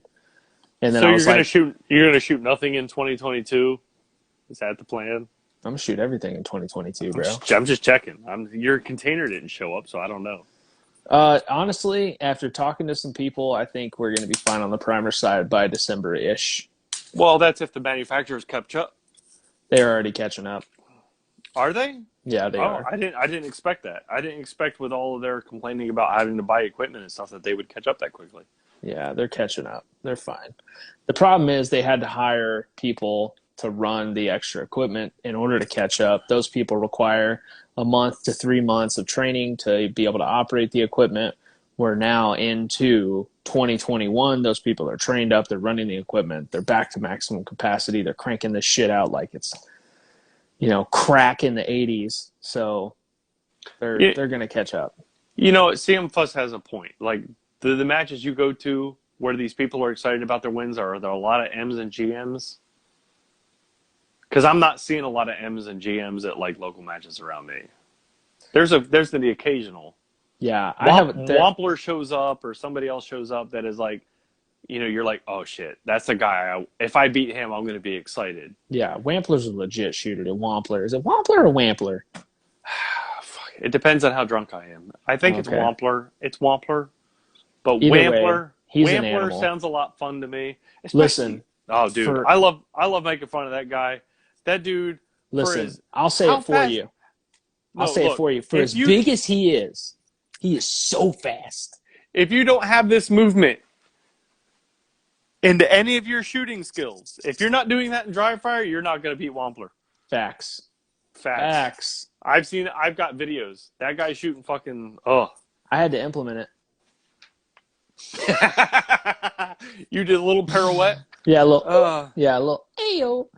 No, he's legit. Yeah, I mean, we got a lot of M's out here. We got a lot of M's where I live now. We had a lot of M's and GM's in Midland, though. I mean, we had, I say we had a lot. We had John Morrison, Billy Dotson. We had Blake Lyles, Colt and Brad Wilkinson, Taylor Olhausen. I mean, we had some legit shooters like Billy Dotson. When he was shooting limited last season and the season before that, I mean, he shows up to a major match, he's going to be top 5, period. Don't care who you are, right? Okay. Even if he has a bad match. You're right. So first off, Kevin Garospi is way more pretty than Wampler. Totally. So on to Skittles' comment. Skittles, you lost to me at multiple matches while I was shooting Revolver, and you were shooting Production, so I don't want to hear shit from you anymore. You're awesome. I love you, buddy. But don't talk about wanting to beat me. So listen, I've got a eat, sleep, go fast, don't suck, and repeat. So let me get somebody that wants a T-shirt, and I'll get that out to them on Monday, I think I said. I hope that's still valid, me getting them out on Monday. I don't know. You're starting to slur your words. I'm thinking we're thinking more Tuesday, Wednesday. No, I'll get them out Monday. I got a lot to do tomorrow. Medium, says somebody. Oh, wait, hold on. It's a large. Connor Freiberger. Max Hayes beat out Connor Freiberger by a millisecond. Yeah, by a millisecond. You got it, though. You got to work on those transitions, Connor. If you had a dry fire kit, you'd be on it. Well, if he was a USPSA shooter, he would know how to transition, but he's a 3-gunner, so it's just 2 on paper and move. It's not shotgun reloads to win, right? Yeah, for sure. All right, so who do we end up picking up there? That was damn, I see a bunch of Max Hayes. All right, Hayes, send me a message. I'll crank one out for you and get it to you. So somebody said, what kind of stages can you expect at Dragon's Cup? 337. Oh, Mr. Eunice, the one who won the first. So Dragon's Cup. That's got to be a you question. I quietly peed. I peed on the side of the bowl so we wouldn't be able to hear it, but I did to go pee. Anyway. So I've been drinking more than you. I don't understand that. Dude, this is a Yeti cup. I've already filled it, drank it, filled it, drank it, filled it, drank it on the podcast. Now I filled it again. So I normally don't drink when I do podcasts, but I knew you would be, so I didn't want to make you feel left out. This is my story. If you don't want to be part of my song, then don't play. So Dragon's Cup. Billy Dotson is the match director. Billy Dotson I shot 2018, I shot 14 majors. 2019, I shot 18 majors. 2020, I shot 17 majors. This year, I'm going to shoot 18 majors. And if I can ever get back to non-coronavirus, I'll shoot 20 plus every season, right? And those are big majors. I'm not talking about like a bullshit level 1 that's technically a level 2 major. Billy Dotson puts together the best stages I've ever seen. He is so good, so methodical, so purposeful with how he sets up these stages that you'll look at it and you'll go, man, that's a damn good stage. And then you shoot it and you go, holy shit. I did not see that, right? I did not see how difficult just the body positioning at the angle I was shooting at the array of the target that I was now going to have to blend into a position 9 feet away. So I was going to have to shoot that on the move at an angle backwards, right? Like he's just so good at setting up stages that Dragon's Cup is going to be legit. I've never shot Dragon's Cup. This is the inaugural Dragon's Cup. Okay, so where's it at? It's in Odessa, Texas, where I used to live. Shit. See, Texas. You can fly into Midland International. It's probably a $60, $70 flight. It's a $70 hotel room. You can split one with me.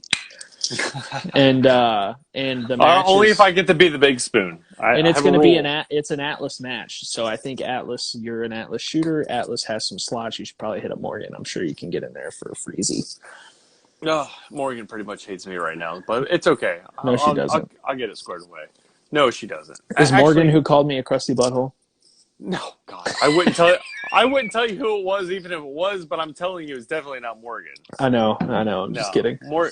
The people at Atlas have been awesome. Honestly, they are. They're amazing. I've got a couple people that I deal with on a regular basis, like Atlas, Blue Bullets, Hunters HD Gold, and Red Hill Tactical, and I have a lot of good things to say about all of those companies. I mean, they're not everybody's flavor. A lot of people have different flavors, and I'm fine with that. Absolutely fine with that. But it's like, these are the people that I want to associate with. These are the people I don't mind my brand starting off as a freaking me making fun of you personally. If you're attacked by my meme, you are my target audience.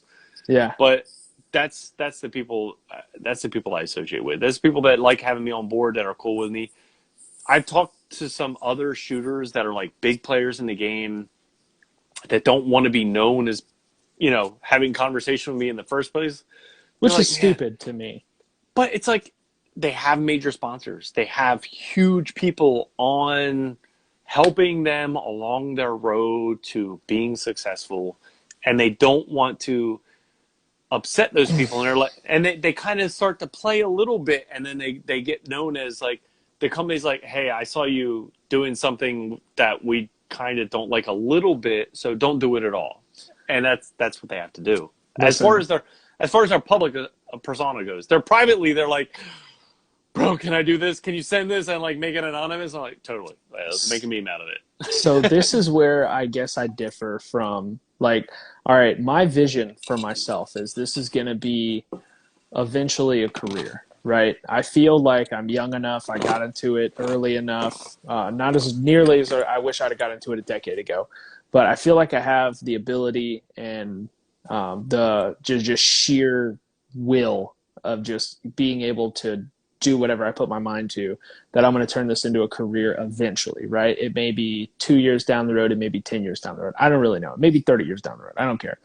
But I am not going to cater my actions or my personality or myself to fit a certain criteria that somebody who is giving me a free fucking piece of equipment or free gun wants me to cater to. I'm going to be me.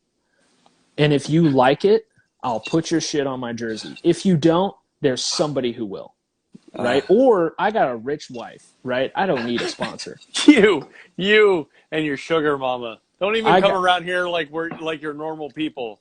You're not normal people. I'm just saying, I got a rich wife who loves to spoil daddy. So I will be just fine with or without your free holster or your free gun or your free mag or your free ammo. I don't care. I'm not going to change me or how I act or how I view people or how I act in front of people for you, right? Some people love it. Some people hate it.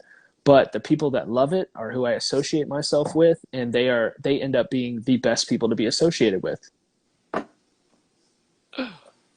Yeah, and it's that way all the way around the board. Like I've had to have serious conversations with people that wanted to be associated with, not just like, if you're going to be associated with me, you're going to be associated with my brand. Like if you're going to be associated with some of my guys, you may not be associated with the brand.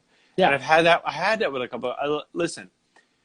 if you go to our website and you're going to order a jersey, there's a thing in there that says, shit, I'd have to go look at exactly what the wording is, but it's like partner sponsors.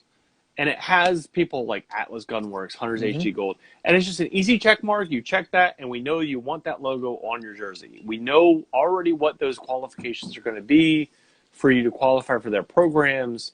But if you want somebody else, you're going to have to tell us, right? Yeah. So when we get those people, I'm like, listen, I was like, I love you guys. You're doing great. You're doing great for me. I appreciate what you're doing.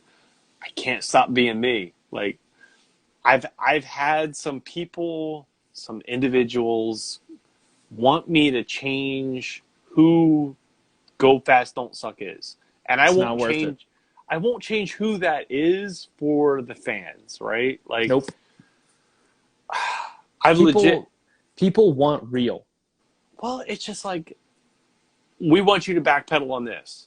No. Like, yeah. I'm gonna backpedal as far as I'm willing to backpedal, because I think that's appropriate for what I want for our viewers, for the sport, for where I see people going. But if people are just going to be stupid, I'm not going to tell them, hey, sorry, these three individuals were stupid and they emailed the wrong person, the wrong people, so we're not going to allow this content any longer. That's just not who we are at all. Yeah, absolutely. And there's an aspect of purity to that. For me, listen, I've got very, very, very, very, very few friends, right? I'm the type of person that if you're in my circle, if you're someone I call a friend, we're willing to take a bullet for each other, and we're willing to call each other out on our bullshit, right? Absolutely. And I have a lot of people I associate with that I respect, but if you're just trying to cater to what everyone else wants, right? Nobody respects it. Like, people follow your account because of how real you are, because you don't just cherry pick who you make a meme about, right? You make a meme because it's funny, because it's relevant, because it's what people want to see, right? It's also the thing my father brought me up on, which is I hate everybody equally. Exactly. Right. Exactly. Right. I'm not going to change myself for anyone, and I don't expect anyone to change for me. That's just how it needs to be, right? So it could work. It could bite me in the ass. I wouldn't be opposed to you changing a little bit, so you don't, quite have the same facial hair as I do. That's kind of making me feel like, I'm a little thicker on the sides than you can accomplish, apparently. Look at this. Yeah, it's like a little pencil thing going on. I know, it's awful, isn't it? It's awful. And You see, the reason I can't grow a beard, because if I don't shave this, it comes in thick, right? But you see this right here? Nothing. I look like Keanu Reeves' autistic brother. Is what happens. It's like Joe Dirt. It grows in trailer trash right here. Yeah, exactly. Yeah, it just grows in all white trash like that. I did grow up in a trailer park, so that is actually fitting. Well, you're promoting your people. Exactly, dude. You got to keep it true to the peeps, man. I'd have a mullet if I wanted to keep a career. A career in what, though? In career in this sport, or like in business? Oh, okay. Yeah, in the sport, it wouldn't matter, right? This isn't the Olympics. Yeah, exactly. Some people get this confused. Like, this could possibly be an Olympic sport, and our IPSC has a way better chance than we do, and even then, it's never going to fucking happen. Yeah, exactly. But what this sport could be is it could be a legitimate sport in the United States. Listen, when COVID hit, and I sat on my couch when sports were canceled, and I watched 4.5 hours of cornhole, it clicked. If I'm sitting here watching cornhole, right? Because I was bored. There was nothing better to do. If I'm sitting here watching cornhole. Do they wear custom jerseys? Yes, they do, actually. I already knew the answer. Alpha Gorilla Sports. You should go. You should hit up the cornhole market, bro. You got a niche there. It's on ESPN. We kept the Alpha Gorillas. I paid for Alpha Gorilla Sports, right? Like, we own all of their intellectual property, and their logo, everything. But when we started doing jerseys and anything that was Alpha Gorilla Sports, we still haven't even listed on the website as like AGS didn't die, right? But nobody to this day, a year later, has ever requested anything that has Alpha Gorilla Sports other than Go Fast Don't Suck on it, right? Like somebody's like, Go Fast Don't Suck is a little bit offensive. Let's do AGW instead or AGS instead. And I was like, okay, so I probably should just get rid of AGS altogether. So yeah, legitimately. But yeah, I knew whenever cornhole was a thing that this sport could be something that you could stream, maybe not on a television network, but it could be something you could stream on your phones, on some type of site that you could put behind a paywall that people will fucking watch. And there's a way to do it. People watch darts, man. Dude, I love darts. I played in a dart league for 4 years. I love darts. I watch darts, bro. All right, that explains a couple things. Just saying, yeah, when I tell you I grew up trailer park trash, bro, I was trailer park trash. I used to, dude, hey, I'm telling you, I went to daycare at the Texas Tavern, not 21 miles from here, every day, because that's where my dad drank, okay? I knew how to throw darts and play pool before I could fucking say darts or pool. I'll give you pool, but I was never a darts drunk dad thing. No, yeah, it is what it is. But anyway, so as far as the sport goes, I mean, we love USPSA. Honestly, as much fun as we make of it, we do also love IDPA. Steel Challenge is a big part of what we do. Absolutely. We developed a kit that they didn't even know could be a thing, right? So if you ever wanted a dry fire Steel Challenge before we existed, before I took over the company. Those big-ass banners. Big fucking banners. You'd pay over $100 for a series of banners that you had hang up in your garage or something. And it's a decent product. It does exactly what it says it will do. It gives you the scaled thing that you want to practice Steel Challenge. I don't want to spend that much money to practice Steel Challenge. I really don't. Nope. So I had to do a lot of research and I did a lot of math to develop the Steel Challenge target dry fire target kit. You do have to measure out how far the targets are supposed to be from the center target. Difficult. It's not that difficult. We put the measurements right on the instruction card. You throw them out there and you can practice your transitions. And that's the thing about Steel Challenge. It's always the same 8 stages. So if you want to do well at a level 2 or better, you need to be good at those 8 stages. So practicing that muscle memory and in dry fire, what works best for me from should I go to this target first, or I hear some people saying that target first, and you can practice that in dry fire and know for a fact that when you go to a match, this is the path that leads me to the best time, regardless of what range I'm on. In my home with the exact measurements out, I know this is my fastest path, and this is the one I need to run every time if I want to beat this guy when I go to the match. If I want to make this next level of division. So Hammer and Sear just got on and said, "Why are you old fucks not in bed?" First off, Hammer, you're double my age, so blow me like a cup of hot soup. And then he said, "Why is Bill still sober enough to make coherent statements?" Why are you talking about Steel Challenge? Why has Bill wiped his forehead butt crack yet? Or has Bill wiped his forehead butt crack yet? No. I have. You missed it. You'll have to watch the YouTube video. Yeah, you did miss it. I'm out here asking the questions that matter. So, Hammer, congratulations on... So what kind of questions did you get? Did you get any decent questions? I mean, we've talked about everything other than any questions you've gotten from fans. I'll be honest with you. I do not remember them. Jesus Christ. How can you be more drunk than me? I thought I started earlier. I mean, I'm an hour in a time zone further ahead than you. You are. It's 10:54 where you're at. It's 9:54 where I'm at. You're a little ahead of me. Hold on.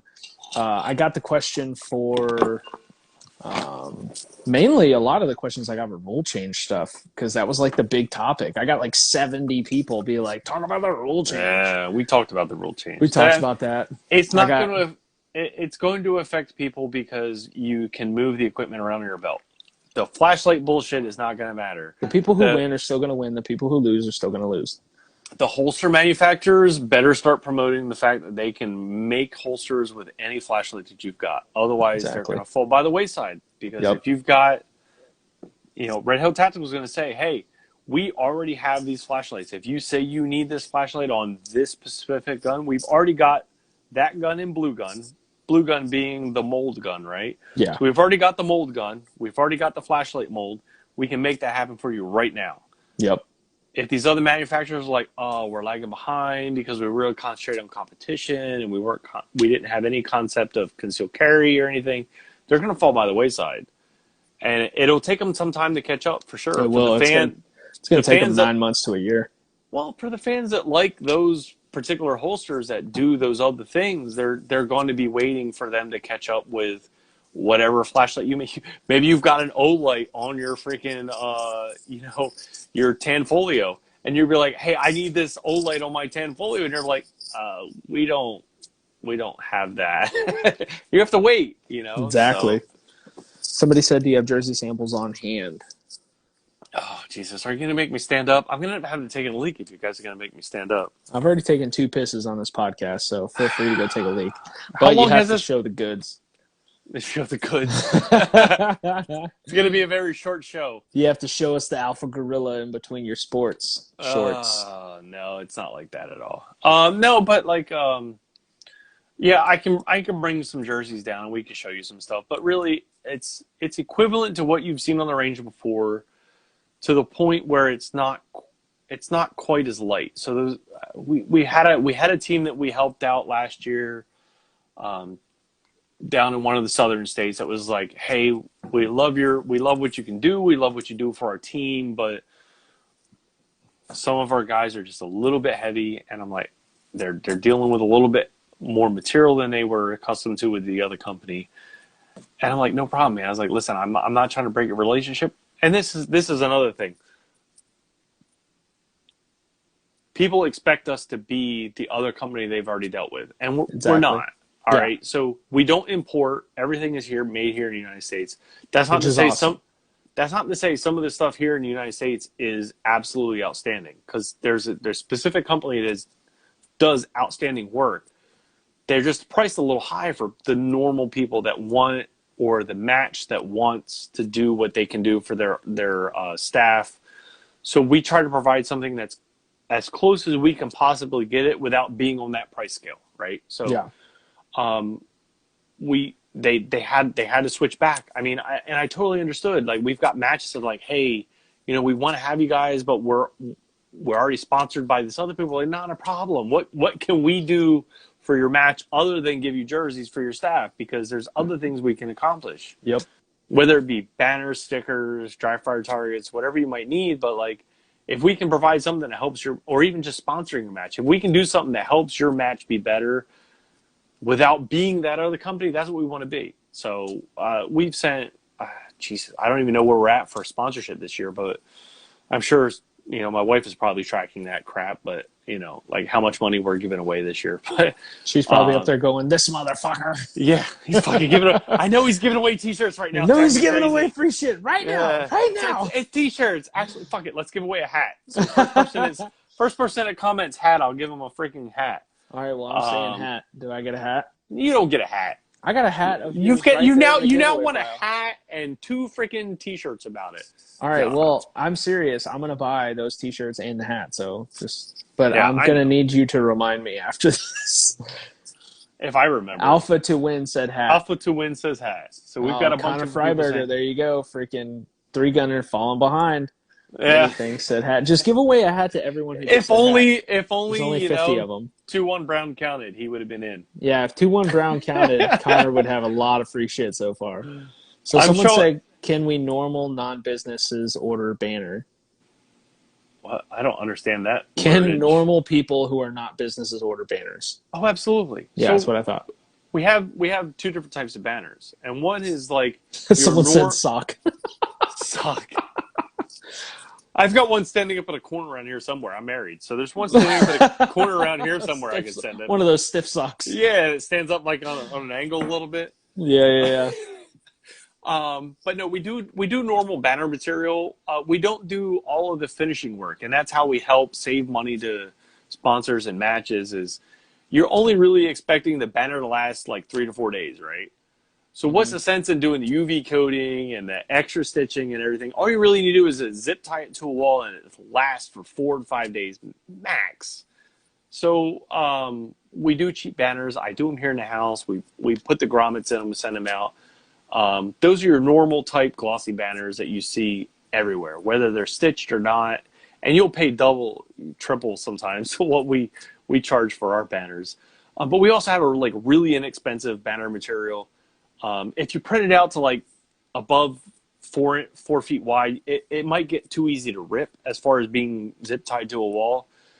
But we do that for like billboard banners. So matches that really want to show off their sponsors, or people that really want to show off who they associate with.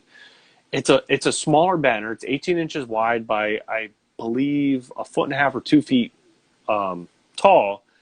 And you just staple that bitch to a Target stand. And what better place to have it than in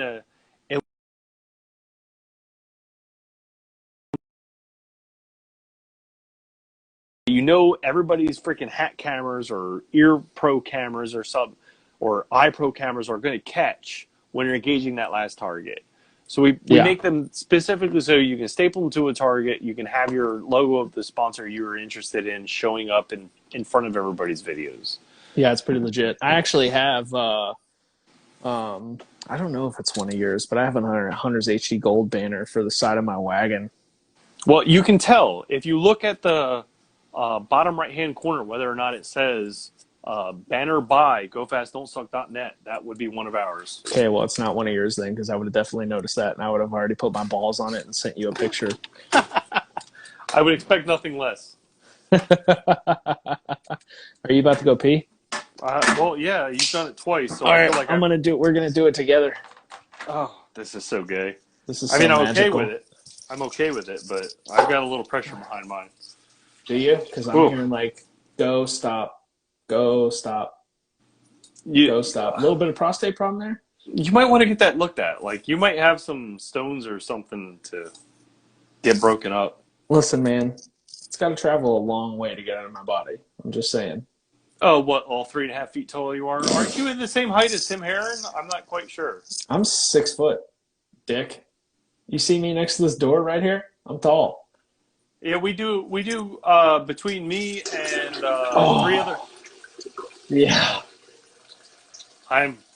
This podcast has officially turned into a shit show. Hey, yo, you brought it up. Like, I legit made it however long this podcast currently is without taking a leak. So somebody said, "Show clear, please." Do I have a graphic design artist to do custom shirts? Yes. One of the things we're looking at doing for 2021 still is doing the on. Bro, you totally could have finished this podcast without pissing or flushing even once. Like, you brought that into your own podcast. That's not my fault. Oh man, this is a good one. This is definitely my favorite podcast I've done. This is right up there with Matt. This is right up there. Like, Matt Hopkins was a good one intellectually and just like awesome. This one's there just funny. No, we brought full retard dildos and pissing into the conversation. You took a legitimate podcast and turned it into a shit show. No, you took it. You took it. I was willing to stay on topic. You were. Somebody said live pissing, LOL. Yeah, we do have graphic design people, both on staff, and I know people that I can pay to get you what you need. So if you've got graphic design stuff that you need for a t-shirt or a jersey, like if you bring us some like random fucking logo about like Bob's Shit Shack, we may have to pay somebody to have that converted into a logo you want actually on your jersey. So we get people that bring us a JPEG, like a bunch of white square with, a little logo in the middle of it. We're like, all right, you're not going to want that. We're going to have somebody legitimately transfer that. But yeah. So speaking of, I had a guy do my podcast logo. Did a great job, by the way. Cool. But I want to start. We might have to talk after this, but I want to do some T-shirts, some hats, some stuff like that. So I want to get a legitimate logo made for that is not for the podcast, but for myself, right? Like a personal branding logo. Is that the type of stuff that y'all could do? Yes, we offer services such as that. I can get you what you think you need. If you want something where you're going to have to communicate with an artist over and over and over again, I can make recommendations. Listen, I don't want to be the middleman there. The dude who did my podcast logo, I was like, "Hey man, you want to make me a logo for my podcast?" He was like, "Sure." He sent me it and was like, "What do you think?" I was like, "Fucking looks good." Yeah. You know what I mean? Like, I'm easy, bro. That's you know me. what I mean? Like, I'm not an artist. I have an idea of what I think I might want. I'm going to tell you what I think I might want. The Go Fast Don't Suck logo originally was supposed to have my legs involved. The original logo that the guy sent me. You have great legs too. I do have fabulous, dude. Fabulous legs. I've been working on my squats, so Yeah. my booty is pretty luscious. Those legs go all the way up and make an ass out of themselves. Maybe later, but man, when he sent me the original Go Fast Don't Suck logo with just the Go Fast Don't Suck plus the above the head, the guy, me indexing on a target, it's been that ever since. It's either good though. It's a good logo. I was blown away. I was blown away with and that's what it is. If you're going to have an artist do something, don't try to don't micromanage. Yeah, don't micromanage them. Just tell them what you think you might want and see what they got. I'm a firm believer. Maybe it's because I come from a business background where my job was to pay people way smarter than me to do things that I couldn't do, right? If I'm paying for it, right, why am I going to do the job? Trust the people you're paying to do something. Now, if you get something and you know for a fact it sucks, then obviously say something. But if somebody who has a degree in graphic design says this is a good logo, and you look at it and go, maybe you should change the shade of this color 3, whatever the fuck, right? You're probably an idiot. Yeah, like, hey, those 2 colors of black don't match. Yeah. Like, shut up. This isn't the actual production file, but let me get back to you if you want to get that detailed. Yeah, exactly. Billy Sargent has said he's no JJ. Yeah, ignore Billy Sargent. He's my art guy. Yeah, I know. I love that guy. He actually helped me out tremendously. He's actually the only reason I actually got my Ghost International contract today, because they sent it to him originally, and he sent it to me like, I think this was meant for you. Billy is absolutely outstanding. He's hilarious, dude. We had a brief conversation when he was doing my jersey. So, let's see. I don't want to give away Hunter's HD Gold jerseys. He's got kind of his own thing going on. Let me give away one of these jerseys here. Give me a sec. Or not give away. Hold up. Let me showcase one of these jerseys here I've got. You already said give away. Drunk or not, you're giving away a jersey. No, I can't afford. Well, I guess I could. No, you couldn't. Just don't give away. That's a little much. A T-shirt's one thing. A jersey is another. That cost you more than the T-shirt you just gave away retail. Don't do it. I don't manufacture them in my house. If I did, that'd be a whole nother thing. But exactly. I think my wife pretending that she was Connor just said medium before you gave anything away, so you wouldn't be last. Oh my God, that's dirty. That's so dirty. So there is a couple people that we coordinate with, and that we there's actually only 3 people that are not on the Go Fast Don't Suck team as far as helping with the brand in some fashion other than promoting it, right? Like, we've got people that make memes, we've got people that help with content, we've got people that help with internet, we got people that help with actually making the jersey designs. We have only a couple other people, 3 that I can think of offhand, that help with just promoting the brand. Yeah. One of them is Kita. So Kita let me Boosie. see. So if this is picking up. She's legit though, by the way. Like, she doesn't get 1/100th of the respect as an actual shooter, and not just shooter, but a student of the game that she actually should. Yeah. So when we do a jersey layout, we'll take somebody and we'll say, hey, look, so this logo right here, and I'll take it over to the side and I'll say it's 3.5 inches. Do you have a ruler on hand? If you do, great. Grab that ruler. Look at what 3.5 looks like on your shoulder. Do you prefer it to be 4 inches? Because you take a logo like this, and on this material right here, it doesn't look like much. But you stretch it out and you make it look like, something like this. And they're like, oh, that's totally what I want on a jersey. But what they don't realize is it wraps completely around their arm and is up underneath of their armpit. Yeah. So it's little things like that we do live. So what I just showed you is what we show people live when we do a jersey layout.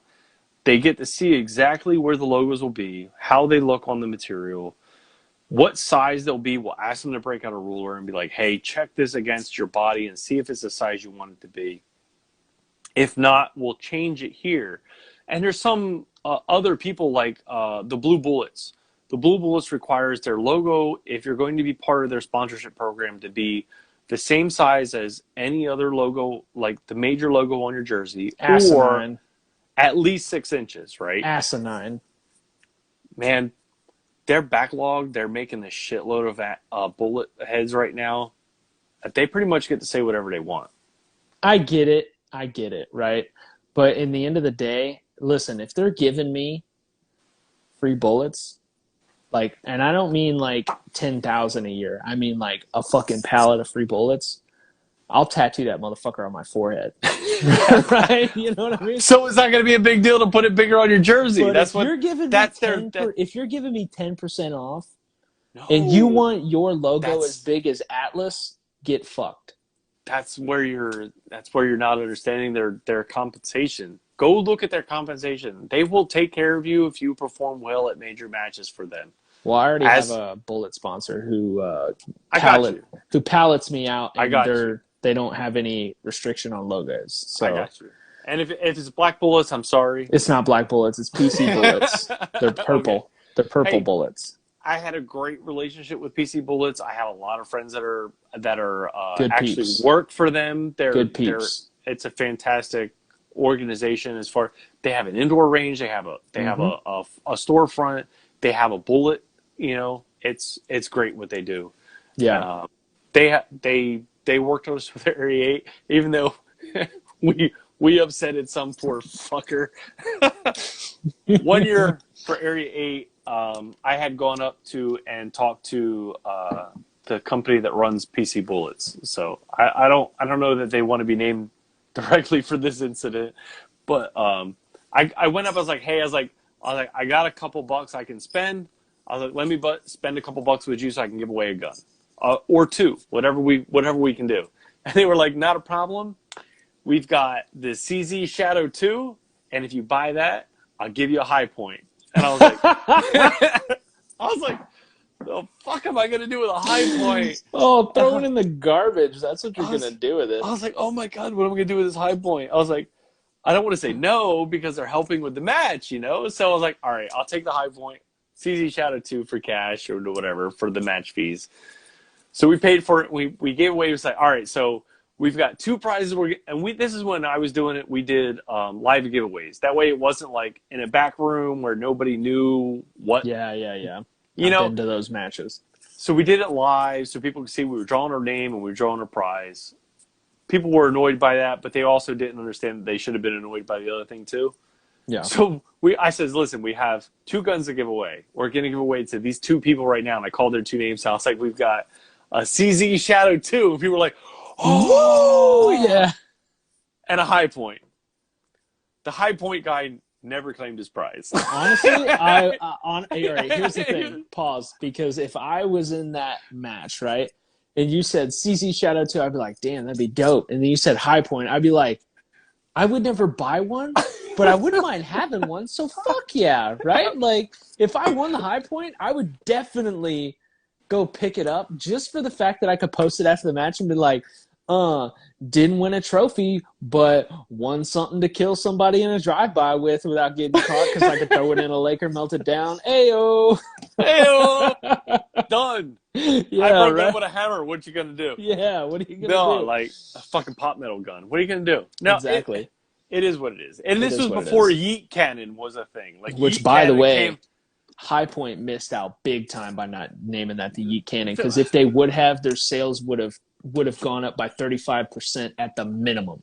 They should have abused it just for the freaking I mean, look at what Stocks did. Stocks did stupid crazy with freaking social media. So Yep. you could have done stupid crazy with Yeet Cannon. Somebody said Adam didn't have a stroke knowing you shoot coated bullets out of an open gun. No, because No, he did. He totally did.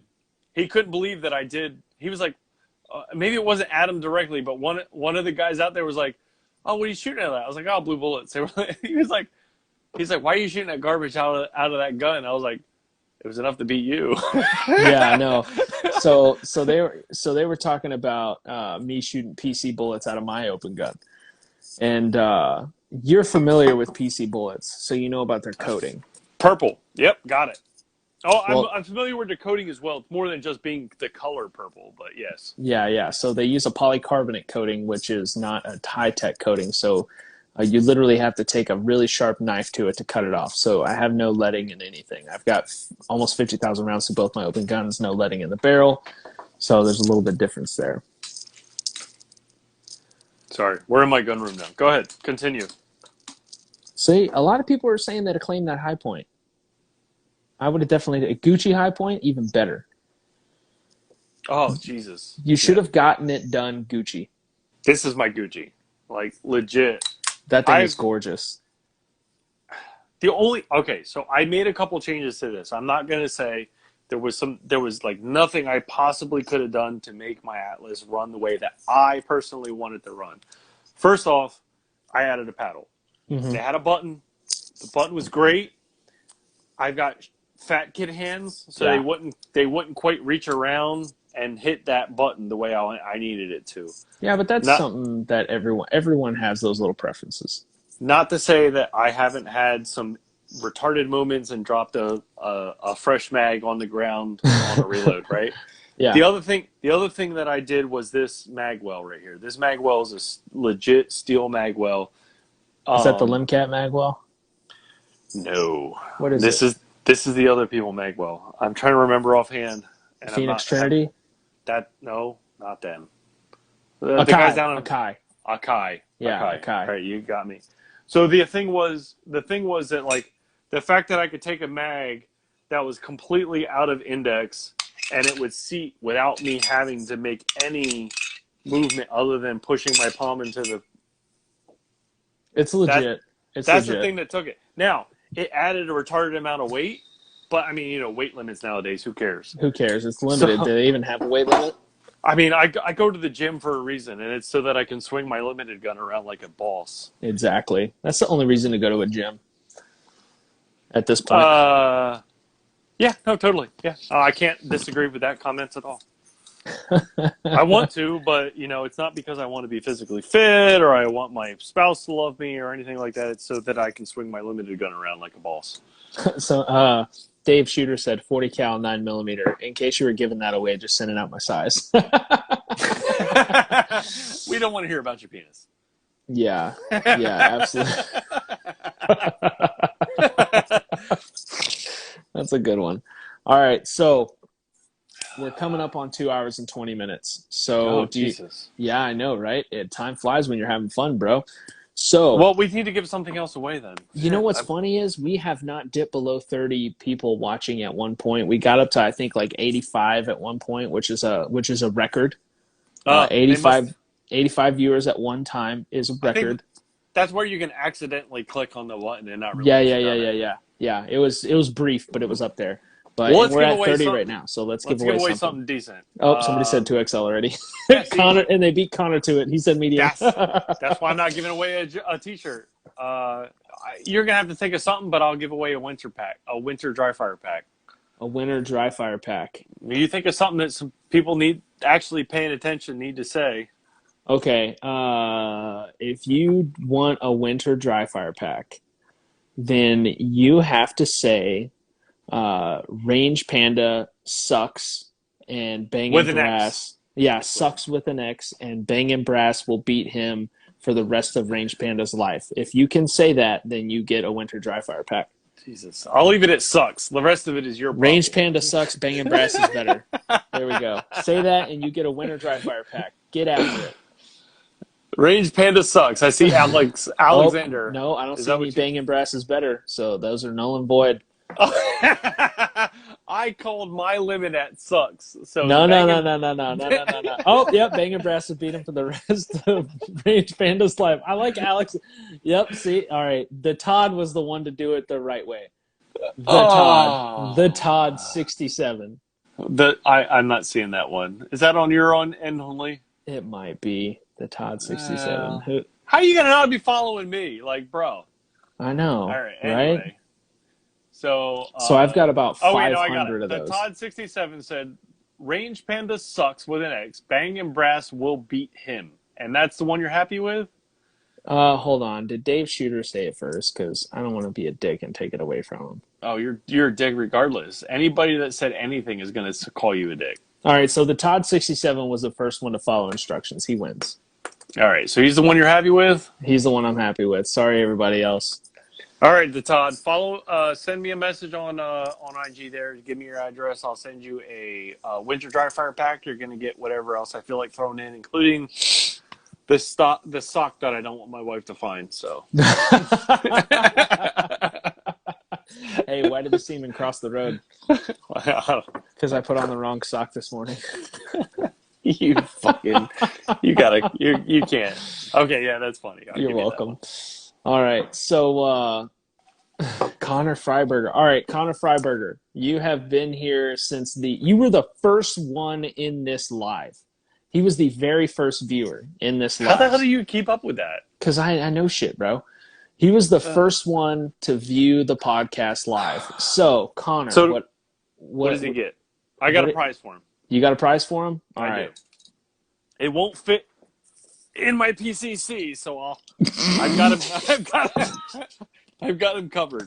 For the people who aren't watching this, he's holding up a dildo. It's blue. It's a blue one. It's got ridges and a suction cup. So I'm pretty sure Connor Freiberger is a minor. Oh shit! We'll send it to the next person in the queue then. All right, this went way off the rails. So, Connor, for you, all right, I am going to get you one of these awesome Atlas Gunworks hoodies.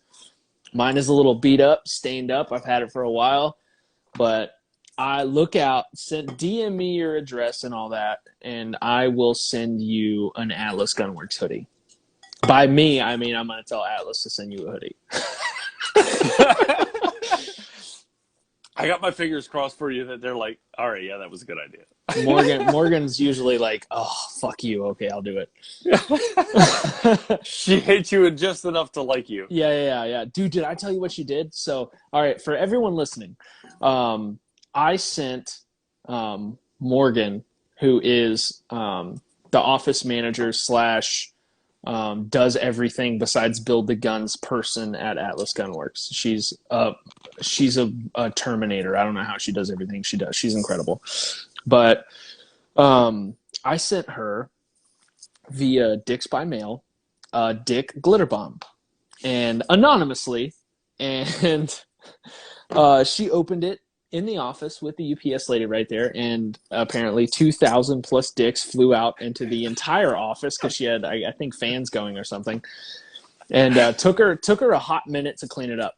So she sent me a picture almost immediately and was like, "Look what somebody just sent me. OMG, I don't know what's happening." And so I let it stew for a while.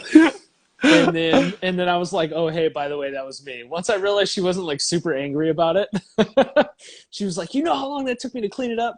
So then she sends me a little care package with like a tech mat and some other stuff, right? Whenever she sent my open gun back, because I broke my racker at Nationals beating it onto a steel no-shoot, the little steel barriers at Nationals. You remember that?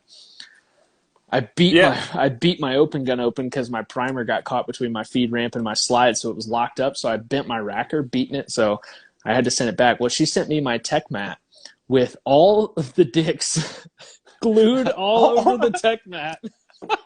She had to have done it. It had to have taken her an hour to glue amount of dicks back on it. A lot of love into sending you your dicks back to you. So much. And then, like, I can't remember what else. She sent me like a shirt with dicks on it. I think my gun had some dicks glued to it. Like, it was funny, right? So, yeah, it was a good time. So if you ever get a cylindrical package from me that says Posters USA, you can almost guarantee it's a dick glitter bomb. Oh, dude. Yeah, the dick glitter bombs or the dick gummies. There's places where you can go and just buy them anonymously to have them sent to people, and they're legit like a way for a good LOL without having to do anything more than spend like $10-$20. Dude, I know. I think that cost me $17, and it was the best $17 ever. And I got a $10 coupon for my next purchase. Oh, Oh, man. I'm So going when upstairs and telling the wife not to open any gifts. So when my Atlas jerseys come in, I'll have that return address, buddy. There you go. You got it squared away, man. Yeah. So, all right, we're coming to the end here. And although I could, honestly, this is so much fun. I could go until one of us gets too drunk to even continue or we pass out on the live. But we're getting to the point, 2.5 hours, right? We're 2 hours and 26 minutes into this thing. It's retarded long. It is. But surprisingly enough, I have all my analytics from the podcast. A lot of people's average listen time is 2 hours. So, oh my God. Yeah, surprisingly, that's apparently a way above average. You got people that like you way more than I like myself. I know. So here's the thing. This is what I do with all my guests. We are going to get your top picks to win each Nationals for the upcoming season. What is that? Is that like a WWE belt? Okay, so let me start off before I show you my belt, let me tell you, I have people that tell me who are like those people. That's not me. The people that participate in this sport and pay attention to the level of baseball players. You are a baseball player level of USPSA or a baseball fan of USPSA. So to me, the people that track stats and like have opinions about who's going to do this and do what and do where, man, I watch some of your live feeds and your YouTube, and I'm like, I don't have any opinions on these people, and it's honestly the truth. Like, yeah, I'm going to Nationals for limited 10, hoping that I don't do as poorly as I did last year. Holy shit, dude! Like we're shooting together, bro. Bro, I shot more mics in that match than I've shot in a long, long time. And I shout knew it was out because 43 mics right here at Open Nationals. Bro, I didn't shoot any mics. Okay, but I didn't get to shoot 47. You had ammo problems. I was having me problems. So, but I don't have opinions on those people. And honestly, those people don't. They matter to me to the point where I want to appreciate that they have a level of skill and maybe say, hey, good job. Not that they're going to give a shit, but for my personal self, I want to know that I said, hey, good job. Yeah. The first time I met the Williams sisters actually was at Monsters. Oh, bro. And they have ice in their veins, bro. They have no idea who I was at the time, but I met them at my very first Revolver Nationals. And it was Revolver Limited, so it was called Classic Nationals back in the day. What were they, 7? No, I think they were older than that. But I was like, hey, he was like, I think they were older than that. I've seen you guys on IG. I've seen you guys on Facebook. My daughter's been shooting, and I hope, she does anything near what you guys can do. But I just wanted, without being like a stupid fanboy, want to be like, hey, I'm a fan of you guys. Because they were ROs long before they were famous for doing as well as they are doing in shooting. And they're both like barely becoming adults. So they've been in this game a while. But that's what blows my mind is like, I couldn't have committed to being a level of adult to be an RO. No. At the age they were being ROs. Bro. So how old were they, you think? Maybe 12, 13? I was going to give them 14, 15, but sure. Bro, at 14, 15, I was shotgunning beers and laying in my own puke. How far south did you grow up? About 30 minutes that way in a trailer park. Hey-o. Trailer park. Living the dream. Yep. But anyway, so I met those guys there, and I was like, hey, I don't want to creep you out, but, like, I'm a fan. I've been following you guys for a couple of years now. And they were like, oh, yeah, nice to see you. And then my first year at Optics Nationals. Optics Nationals. I want to give a shout out to my hit factor or my power factor. By the way, it was 125.0 with the first 3 rounds. So Yes. 3 rounds in, I made 125.0. I was like, passing's passing, right? I'm out. Win's a win, inch or a mile. I got that shit. Yeah, exactly. I met up with them, or I want to say one of them. I don't want to call anybody out, but I met one of them at Optics Nationals, and their dad was actually the first one to walk up to me, and their dad was walking up to me. And as he was walking up to me, mind you, I'm kind of oblivious to a lot of things, but their dad is walking up to me, and somebody was like, "Hey, that's the Williams sisters' dad," and I was like, "Oh shit!" I went, all right, so if he hits me, he gets the first one for free. Legit, because I was like, I've made fun of his kids a little bit, so let's see what happens. But you never did it in a malicious way. Not at all, but I didn't want to be that guy that was like, I'm not going to take a punch from these kids' dad, right? So he walks up, he's like, hey, man, he's like, you're funny, you know, my kids think you're funny, you know, you're great, I love you. I was like, oh, man, that's a relief I didn't get hit in the face. And then, you know, the sisters come up, and one of the sisters come up, and she's like, hey, you know, I love what you do. You know, you resonate with me. You know, I get it. Because it's a breath of fresh air. Right? And it really is. It's just making fun of everything in general. It's not just being specific. I hate this or I hate that. I hate everything in general. Because there are some meme accounts, and I won't name any because I'm not a total asshole, but there are some meme accounts where you're like, come on, man. Like, just relax a little bit. Yeah. Like there's fun in games, and then there's some that you're like, oof, right? Yeah, exactly. It's so just not. I was like, hey, I appreciate you being a fan. You know, I understand. And in the later years, you know, now a year later, I've had contact with one of the sisters, and I was like, hey, I understand your position. I know why you can't approve the things that I would prefer. Like, I've got some really funny stuff, but your sponsors are like, that's probably not okay. Yeah. So I get why you're not okay with it. Don't be offended by saying no. And that's one of the things we took from some of the early fairs. I remembered it finally. 2.5 hours later. Super Grand Champ. Do you remember that? Yeah. Okay, so Super Grand Champ, in my opinion, died because they had some anti-accounts. People there was a Super Grand Chump. There were some people that just straight up hated them, and it was because they would make fun of people without asking their permission. Anybody you've ever seen us call out by name or post a picture of in the shooting community, we've asked for permission from first. Yeah. So if they say, and I've had it on occasion where they're like, we'd prefer you not to, or I'd prefer you not to. Yeah. I respect that, and that's what keeps us alive. Exactly.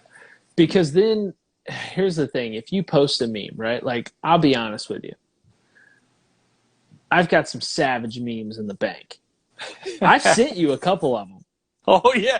We get them all the time, man. You sent me a few, but we get them all regularly. I sent you some where I'm like, what do you think? And you're like, oof. Right? Oh. Like, I've also sent you some memes where you're like, that's funny, right? And then I'll post it in my story or some shit. But here's the difference, right? None of them are super malicious. And if they are, it's like, I would never post that without being like, hey, bro, you cool with this? Because when you do that, you create an enemy. Oh, yeah. Well, here's the thing. You do that to someone who's got a lot of friends and who's loved in the community. Now you've just alienated yourself from a portion of your audience. Well, we started the postal match, and one of the things we did was we had a stage called "It's Not Gay If It's JJ." Yeah. I remember that. What I don't know if people realized, was that. Oh shit! Hold on. You forgetting how to work a phone, bro? Sorry. So you got it on a stand. I have to. So what I don't know if people realize is It's Not Gay If It's JJ stage was actually developed by JJ. Mm-hmm. He designed that stage for us. Yeah. So we put that stage on the ground and included it in it because JJ was willing to be a part of it. And I sent him and I says, hey, are you okay with it being labeled It's Not Gay If It's JJ? I'm not going to say poor JJ didn't realize that it was called If It's Not Gay If It's JJ. I mean, it was listed right there, and it said bold in his face if it's not. And he was like, oh yeah, bro, it's totally cool. And poor guy, he realized later on, he's like, I didn't know. But we had, but he's super cool though. He's super cool. But Yeah. in that postal match, we also had a stage called The Precious. Yep. And the individual that was lead in development of The Precious as a term shot the match. He did He did really well. Very he did well. really well. Yeah. You were with me when we ran into him hours after that broke. You remember that? We were at SHOT Show. Me and you were sitting behind the booth, and we saw that person coming, and you looked at me and went, "Oh fuck!" It was later on when the news really came out, and I saw the dude sitting there on his phone like this. Yeah, dude. I was like, maybe he feels a certain way about it, but he was like, oh. I got a picture of him playing with my open gun at the booth.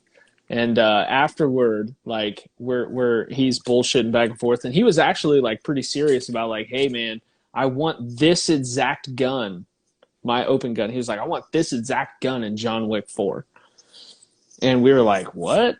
And Adam was like, that seems like a lot of work, because apparently there's a lot more to it than just sending them a gun, right? You have to build the gun under prop specifications, and it has to have certain stuff on it and whatever. He was like, this exact gun can't actually go in John Wick 4, but I could build you one similar, right?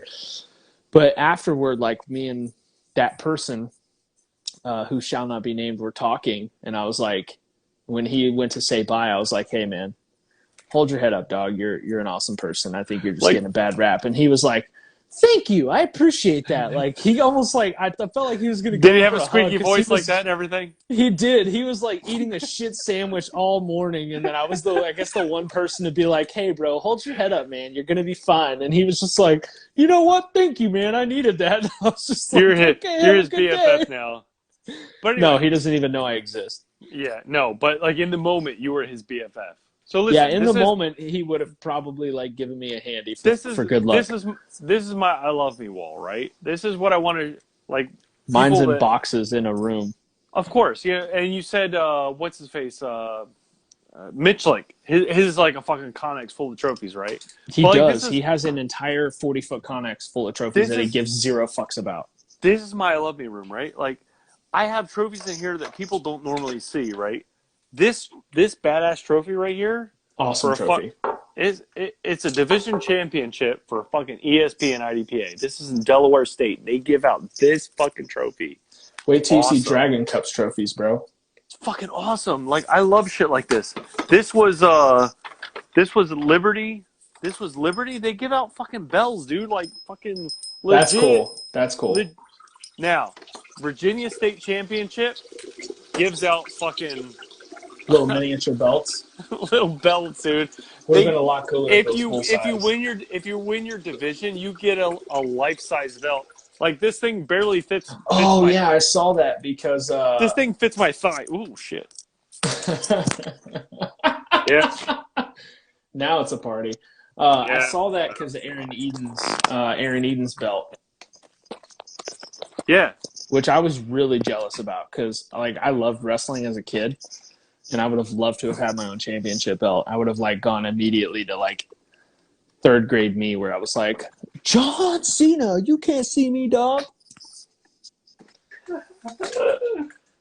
But wait till you see the Dragon Cup trophies. 5 times total on this podcast. It's fine. Let it go at some point. It's fine. Actually, this will be number 6 because I peed 4, you peed 2. Now, dude, you peed 4 times? Bro, I go through a half a case of water a day. That's not an exaggeration. What time do you start off at the gym? I wake up at about 5:30 in the morning. I go on about a 5-mile like walk/run.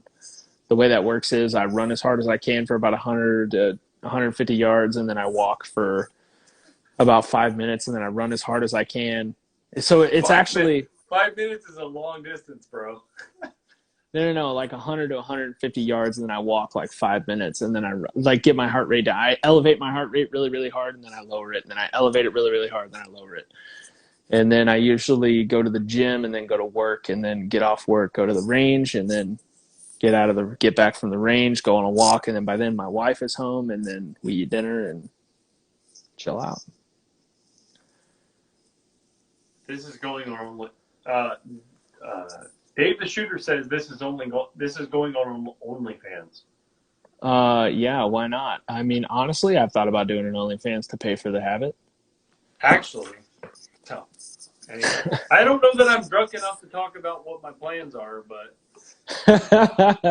hey, I've only dropped the phone once, so I don't think that counts. No, you're not there yet. So listen, as far as like the people that have hung on this long, we've got 26 people as of this comment right here, right? And we're almost 3 hours in, bro. Can you believe listen, that? Where we want to be as Go Fast Don't Suck is supporting matches, major matches, supporting local matches. As far as my guys, the people that have brought me into the sport since I called in from Kuwait, I'm still supporting them. I am still doing everything I can to help support that match. I missed the local, range cleanup day as far as those guys are concerned, and I feel like a dirtbag for it. But I make up to them in other fashions. What we're looking at doing is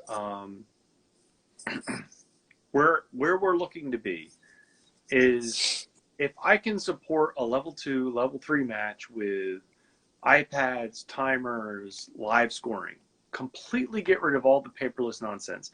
So the USPSA rules require that if you're going to get rid of paperless scoring completely, you have to have immediate email notification of your score so you can say, hey, that's not actually what I did.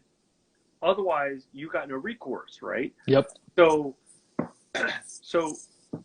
the only way to do that is iPad. If you do it with Android tablets, which are much less expensive, you can't do it. But the operating system is garbage. Well, Practice Score doesn't support it. So Practice Score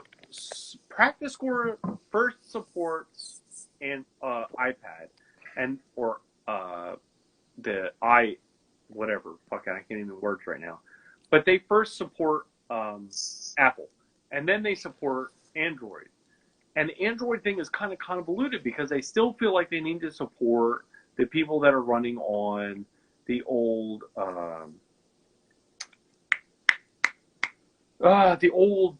like Amazon Fire tablet. No, it's not even the Fire. It's before that. It's the fucking. The Kindle. The Kindle. No, not the not Kindle. The Kindles. That's not even them either. Fuck, I can't even remember it. Anyway, it's old school, bro.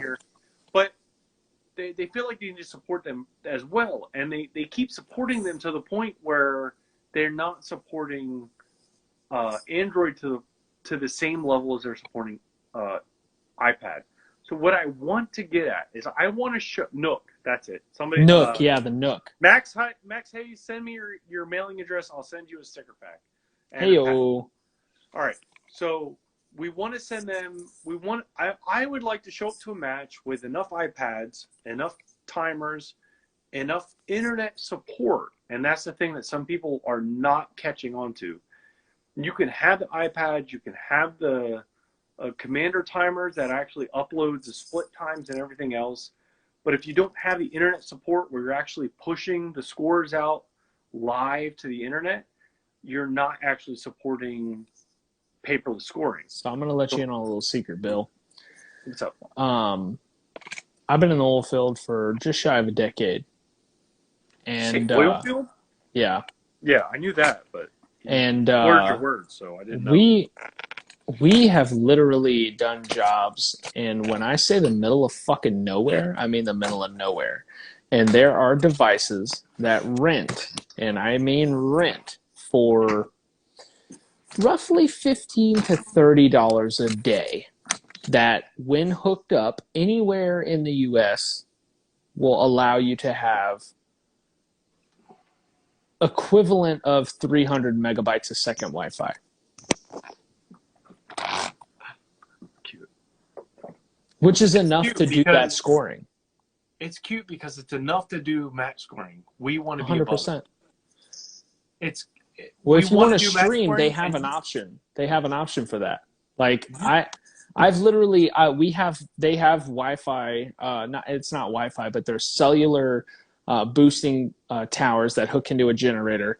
That literally I could stream live directional drilling info from the rig to another computer or performance center 3,000 miles away, right? If we can do that, you can stream anything.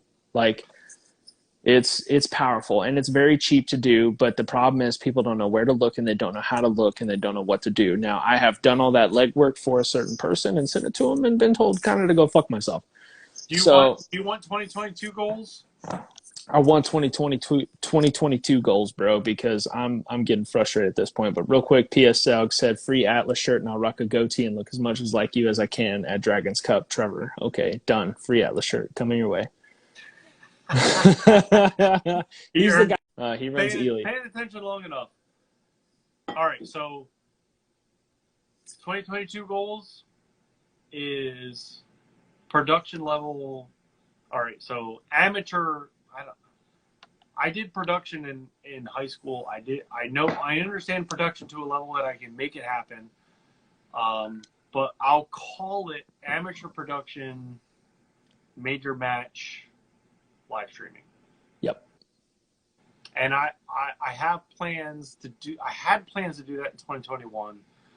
I'm afraid participation won't help me pay for that. You're correct right now. So 2022 is my goal for making that happen for everybody that wants to participate in live stream, level 2, level 3, level 4. Level 4 is a whole other animal, but level 2, level 3, USPSA live streaming. Here's the thing. Here's my idea. And I don't want to make that here. All right. So part of this, I will give credit where credit's due, came from the John Bartolo show. Right. As much as I will say like I kind of maybe improved on it a little bit. Right now is the time with 2021 happening where a lot of people are not going to be at those majors, but they want to know what's happening at those majors, right? So all the people who wanted to go shoot that major but maybe can't because of ammo or coronavirus or whatever the fuck, they're going to look those scores up, right? Yeah. They're going to want to know who won, right? So this is the time, if any, to do a race to the cup style scenario, whether it be... I want to so bad. It would be the time to do it, and you don't necessarily need USPSA involved. Well, that's where you're wrong, and only wrong in the faction of USPSA does not need to be involved, but you need to have their consent. You need to have individual people's consent, and if you don't already have them consenting in their registration form, you're never going to get it. That's true. But here's the thing. I'm speaking from experience on this. This is where I say, okay, then we just film. People don't care. And I don't mean to, I don't want this to sound disrespectful, but people don't care how Jim Bob and C-Class Limited did. Right? Am I wrong or am I right? You're not wrong, no. But they want to see him shoot the stage if they can. They may, right? So I'm not. But honestly, I don't want to show everybody shooting every stage. I want to show what I would prefer to see people shooting the stage. Now that may or may not agree exactly, but tell me a sport where you don't get to see exactly what the producer wants you to show. Exactly. Show, you know. Let me ask you this: you ever watch the PGA? You ever watch the PGA tournament? Yeah. I mean, when's the last time? Basically, what USPSA has to be equated off of. Exactly. When's the last time you see the guy who gets last place shoot one fucking shot? You don't want to see that. Exactly. Nobody gives a fuck. So why not? So you want to see the Tiger Woodses, the Roy McIlroys, the fucking all those guys, right? And I'm an avid golfer. I love golf. You want to see the top 40, maybe, right? But now, maybe to Dave's point, Dave the shooter 93 just mentioned, follow the super squad. The super squad does not make the general BA or even high C-class shooter feel like they have any equivalent whatsoever. Yep. You want to know that those people are performing. You want to see what they're doing, but you also want to see Bob, the B-class shooter, shoot a stage to know that JJ Ricazza or Tim Herron can fucking beat him in limited, or in single sec, even though that guy's shooting open. Exactly. You know, you want to see that, like, that guy's stage plan having more rounds could not beat fucking Tim Herron with a fucking limited Nighthawk crushing that stage, you know, with like 7 reloads, something ridiculous, right? Yeah, exactly. And you know how you do that? It's not that difficult. A good production crew, and when I mean good, I mean a good, top-notch production crew. You can have a mediocre production crew. You can have a small time, nobody, no nothing. I can put my 13-year-old daughter on a fucking cell phone. Yeah, but perform USPSA right now. Well, listen, I'm talking about a top-notch quality, fucking amazing production crew. It's going to cost about $5,000 for a match, realistically. Well, you have to put all of this behind some kind of paywall. That's what I'm saying. You don't want to have to do pay-per-view. Pay-per-view is so like 1990, bro. It's old. You put it behind a paywall, you pay a monthly subscription, and you get access. That's what you want. That's what we're going for. That's what I've had plans for. That's what I was excited to do. And then I was kind of killed by a combination of COVID and somebody else doing something kind of, sort of, remotely similar to what I had plans to do. So we do have plans. We want to bring that to the sport. We want to bring people into being able to see what they want to see. We want to see the high performance level shooters shooting well at major matches. Yeah.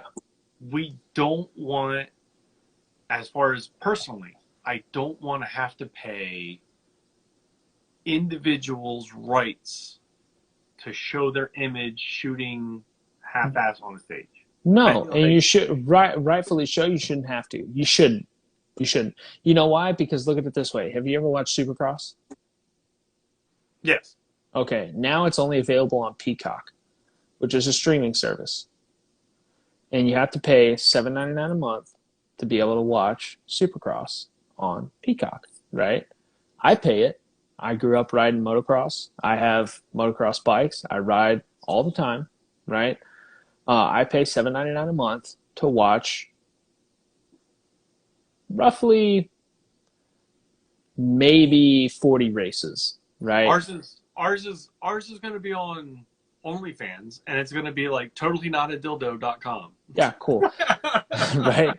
But here's the thing, right? I tune in, I watch the practices, I watch the qualifying, I watch the heat races, I watch the main event. That encompasses an entire Saturday. We want to see people trying to develop their stage plans. We Exactly. want to see people like walking a stage and be like, hey, do you know, maybe you can't hear exactly what you're saying, but you can see them indexing like this from here, and you see them shuffle a couple steps and point over here. And look, I have never taken a fucking class, and you can see that in my results. However, with that being what it is, I can still perform, but the reason I perform is because I've ran so many matches. I've ran so many stages. I've put so many shooters through a 21 to 32 round stage to say, you should be leaning here, you should be moving there, you should be doing this and that. But it's from that experience instead of taking a class. Yeah. It takes a lot longer. It takes so much fucking longer to learn from watching people than having somebody say, hey, dummy, instead of swinging your gun around the wall, why don't you index on a target and then move around the wall? Yeah, exactly. It's little stupid shit like that people don't get in watching the GM in their squad shooting that they might get from either watching a lot of people shoot the stage or having a GM tell them, you know, take a Tim Herron class, take a Kita class, and be like, why are you swinging the gun around that way when you could be just indexing on the target through the fucking snow fence on your way around the wall? And there's people that just don't get it. until they're told that specific thing to change their movement. So here was my thought. My thought was you set up two cameras on every bay, right? And you make it accessible via a paywall to be able to choose which camera you're watching, right? Throughout the entire match. They're just live recording directly via a link. It's just like right now I can get online and I can see what the Seawell is doing at Galveston Beach right an hour down the road. I can see what the surf looks like, right? Because there's a live camera recording all the time. And then listen to this. That's always going. So if people want to watch it live, they want to hear what people are talking about, they want to hear what people are saying in their walkthrough, what have you, and you put it more up the range so people behind, right, if they're talking about certain stuff, the mic's not pointed towards them because people talk about different shit they really don't want live streamed all the time, right? And then you do your actual highlight for, your highlight of the match that would go on behind a paywall to where they can tune in and see how different shooters did on different stages, right? Almost like a production film of if you were to watch. Viewers can activate targets. Yeah. Sorry, that caught my attention. Viewers can activate targets. Precision's been on here for a minute. That would be hard as shit. Let's give him some love. Like, send me your something. I'll send you a patch or something. Yeah.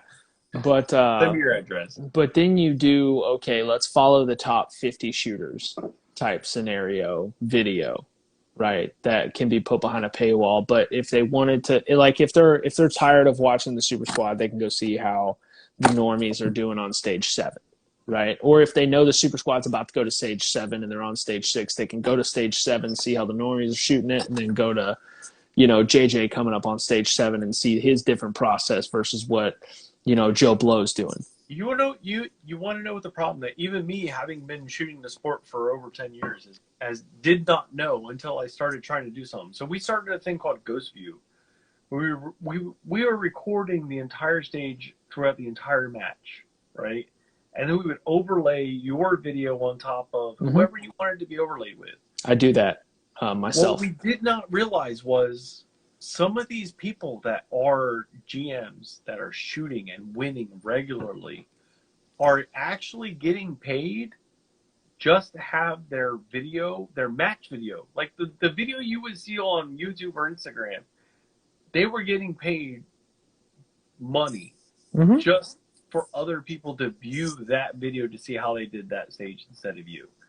Oh, 100%. Christian Seiler charges $20 to view his Nationals breakdown. You broke it down for me. I didn't have to say nothing. I love you, buddy. Sorry. That is just what it is. No, and he's a friend. I love Christian, and he deserves that. One. He deserves that, but he's not the only one. There's a lot of people that do it. I mean, name a top 10 shooter who's not doing that. I've approached people, and I was like, listen, I'd like to pay you so much per person that is actually wanting to be compared against you. And they were like, I'm getting paid quadruple that easily, like without taxes compared to what you're offering. But cash, PayPal, boom, right. PayPal but friends. To offer it live instead of captured is where we're looking to go. I would rather to be I want to offer a live viewing, not capture, not like you can go and watch it later on YouTube, but not an edited, put together 3-hour video. I want to eventually get to a point where I'm doing a production value where you're getting, we're going to cut out and we're going to come back to a table that says, hey, douchebag A is doing pretty well, but we're going to cut over now to douchebag B on day 2, and we're going to go look at him running, stage 3 and run it like that. But what I really wanted to do this year just was, it doesn't seem the doesn't money seem version. feasible, fiscally, right, that version, responsible. It doesn't. So we need to talk after this because I have a lot of good ideas I like to throw by you. But Jeffrey Ludwig said, I still beat his ass in carry up. If you're referring to Christian, you're fucking high on something. Yeah, he must be talking about me because yeah. A lot of people, I've had sandbaggers beat me. Shout out to my Asian bros. Yeah, for sure. I get called a sandbagger a lot, dude, because I'm a master and not a GM, which I think is ridiculous. I think it's preposterous. It Listen, I depends. haven't won an area match. I haven't won a nationals match. No, fuck that bullshit. Look. How many all classifier matches have you ever shot? One. Okay, so yeah, that makes sense for you to be a fucking master. I've shot. If you looked at my classification record, which is all public knowledge, you can go look up I, A108348. I don't care. It's not that. It's not that long. Okay, but I hardly shoot classifiers. I've match bumped in from B in limited to M. I match bumped, okay, and then from people A want in open to M in open. I the match bumped. poor 23 fuckers still on here want to know. So I'm going on. I'm still a match director, USPSA, which they may revoke my fucking. You know when you're a match director for USPSA, or any kind of like person that has access, they make you they make you sign in with your name that says like you're not using this for personal reasons. So like, Sucks to suck. I'm saying that because I wanted to know if, and this is where I think there's a huge problem with USPSA. If you think a person is blacklisted, or if you don't even know, like you don't even have like an understanding that somebody might be blacklisted for, let's make up something, right? Like you took your open gun and you threw it in the dirt because you were DQ'd on a stage during firing the stage. Like you were told to stop and you threw your gun down during the stage. Mm-hmm. If you did that, there would be no way for anybody to know unless they looked up your name by last name if you were blacklisted or not. I didn't even know you I get think that's blacklisted a from the sport. huge safety problem. I I'm didn't not even know saying you can get blacklisted. you can get blacklisted, but it's like you get stripped of everything. Some people we've talked about earlier are blacklisted, but Oh yeah, I guess. You know the person. but Ryan if Flash. you get blacklisted, you're not. If the person registers via practice score, Mm-hmm. there's no way for a match director that isn't in the know to know. Yeah. You have to go and research that person by name, because somebody came up and he said, "Hey, that guy shouldn't be shooting matches here." Yeah. Now that's not a practice score problem. That's a USPSA thing, but there's no USPSA practice score lovemaking going on, so you won't find that. What were we talking about? We were talking about looking some. I guess you were looking at me up. I don't fucking know. Fuck is your name? Oh, fuck you. I can't find you. Cotter, Cotter. You must not be available. See, I have to put my name in. Luckily, it's auto-filled by Google. We are past 3 hours, which is awesome. Let's just keep going at this point. Oh, you say Cotter? Yeah, Cotter. I'm seeing a Benjamin and a Richard. I'm totally going to call you as a Richard. I'm Trevor. Yeah, you're not in here. Cotter? Cotter. Yep. Nope. Totally. You're not even a USPSA member, bro. I am. No. You might want to go and re-up your membership. I re-upped my membership not too long ago. I got a Ben and I got a Rich. A108348. All right, I can look you up. I think in normal terms, you can look somebody up by member resources. My government name is old Pimp Daddy Kane. Anyway, I'm not giving you my social. I may be blacklisted. I don't want your social. I ain't trying to. Well, hold on though. Is yours above the 700? Do I need to look at you for my mortgage? No, I'm not above 700. Look up classifications. Member number. Go ahead, spit it. A108348.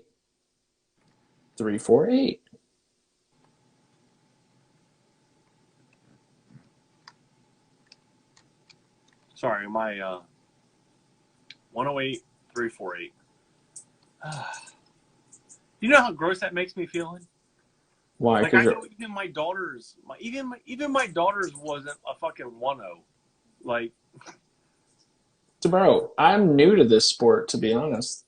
even my daughters wasn't a 1-0. Somebody said, can we get a credit card number also? Hey, why don't you shoot something other than an optic? Oh What my do you god. mean? I'm limited, and then I did carry No, optics once. limited is like the only iron sight division you have. Can Yeah, you like limited, try in another division at all? limited carry optics and open. That's all I've shot, Like bro. at least try limited 10. Like I'm try shooting limited something where 10 you at don't have to nationals. reload once a stage. I'm That would be shooting great. limited 10 at nationals. Stop No, hating, bro, you're bro. not even fucking trying.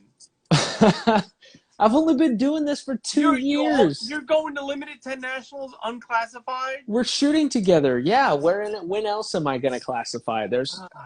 You're fucking disgusting. I hope I beat you. I I mean, the wasn't gonna odds of hope I that. beat you until I saw that you were unclassified. Then I just hope I beat you out of principle.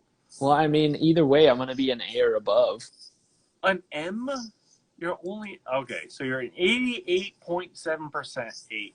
All right. So that means. But look at my 88 classifiers. I've only 88% match means bumped.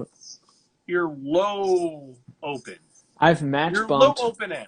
Listen, You're low open M. listen. From limited, I classified originally as a B in limited. I've only match bumped up to master in limited, and then I switched to open and match bumped from A to M in open. I've never Yeah. classified up from a classifier. No, I can totally see that because you're at 86% in fucking limited. So that means you just barely made it. Yeah, because I think I got like a 90 something from a match. You're an A class in carry optics with a 63%. So we know where you're at. Like anybody that can do math and understands the USPSA scoring knows where the fuck you're at.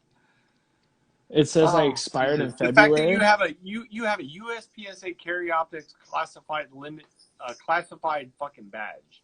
Ugh. A USPSA what? All right, so USPSA came out with these badges.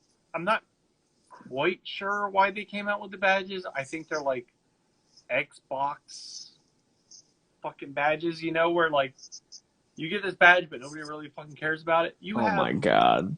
You have a USPSA carry optics classified badge. You have a USPSA limited classified badge, and you have a USPSA open classified badge. And I think that only means that those are the only 3 divisions in USPSA your bitch ass classified in. You hadn't even tried. Bro, I'm not in it for classifications. I'm in it to beat the fuck out of people. No. Those are the only look. All the shit talk you do about USPSA, you've only ever shot 3 fucking divisions. Why would I shoot more? Why would you not? Why would you not try out the field, see what's around, see what a reload feels like? I've shot them at locals, but our 3-4 locals times in the middle of a fucking field course. I've shot them at locals, but our locals never had classifiers. Wait, what? How do you go to a local without a classifier? It happens all the time. I just shot a local last week that was a 7-stage, 150-round local with no classifier. It happens all the time. That's not supposed to exist. Like, sorry, it does. Oh my god, USPSA would... Dude, there would be people coming off the mountain throwing bricks at people if they knew... If they knew what how... matches you were talking about. Listen, if they knew how many matches, local matches I've been to in New Mexico, Texas, Louisiana, Arkansas, Oklahoma, that are locals that I just knew people at that I was in the area working and stopped in to shoot a local that did not have a classifier, they would shit a fucking brick. You know why?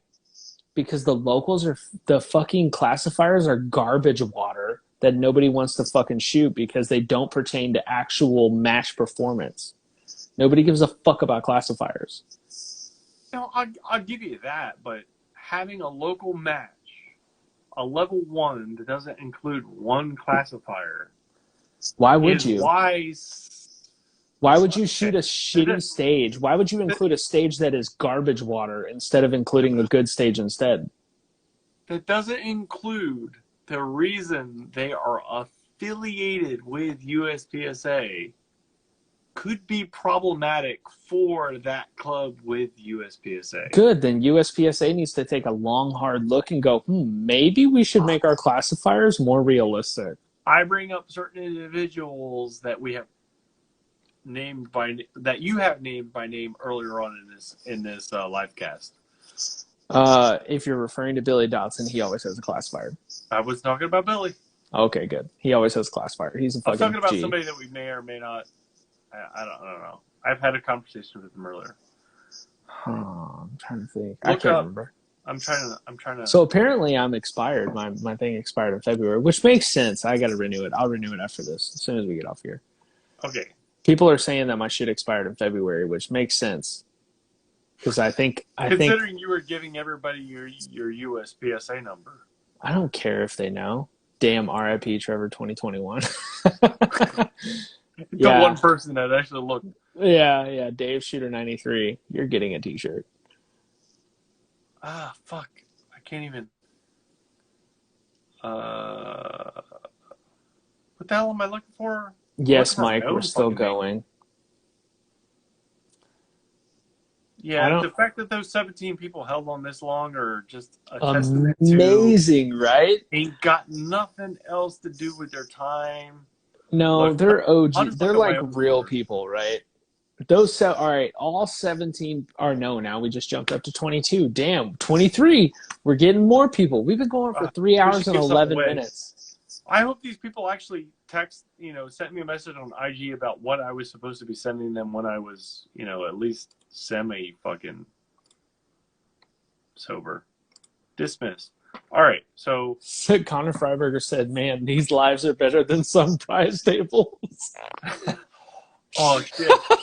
You must have been the Nationals. Like 5th place. No, okay, hold on. Revolver Nationals. They gave away revolvers past 12th place or up to 12th place, but I'm gonna say that it was still a revolver. Honestly, I don't own a revolver, but I'm really close to buying like a fucking revolver just to have. I honestly thought about maybe next season shooting a revolver Nationals. All right. So for those nerds that are still paying attention, that are interested, I am under lifetime. So that's L4458. And you'll see in there that I am listed as a master in revolver and a master in carry optics. Although master in carry optics is kind of like a fucking card. You just kind of phone that shit in. Shoot a couple classifiers that require reload for production, but don't require reload for you shooting 22 rounds, and you're good to go. Anybody that's making GM in carry optics, they earned it. Like anybody that's making master, they could have phoned that fucking shit in, depending on what cherry pick shit they picked. I'm not labeled in single stack. I'm not labeled in PCC for obvious reasons, and I'm not labeled in limited 10 only because I hate myself. Bitch, please. You were just making fun of me for being unclassified in limited 10.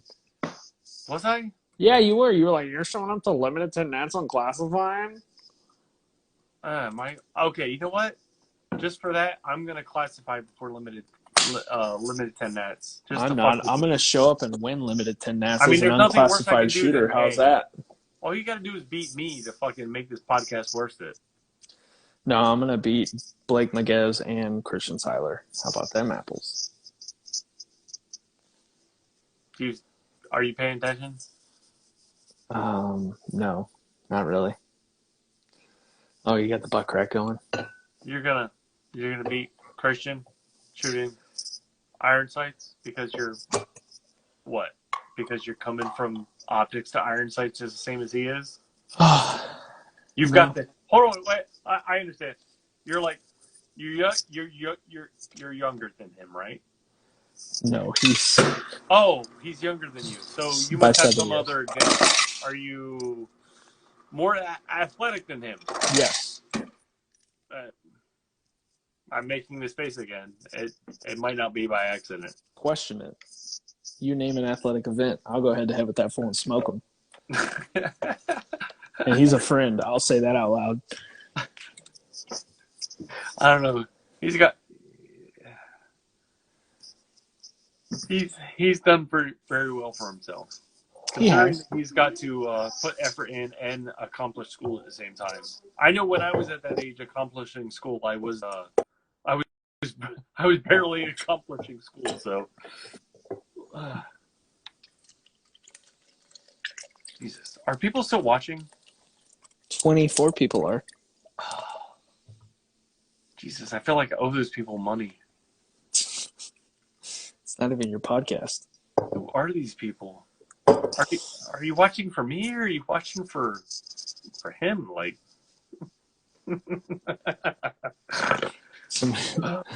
Somebody said. do any of you guys got ammo? I'll do very sad and pathetic things for primers right now. Somebody said. Hold on. He's gonna kneecap him in the parking lot. Beating Christian is child abuse. Meme God for the win. Somebody said I've been watching this podcast so long my phone's about to die. Skittles is watching for the guy. Listen, Skittles, I love that bro. Like, if any of you guys that don't know Anthony, any of you guys that don't know Skittles, like,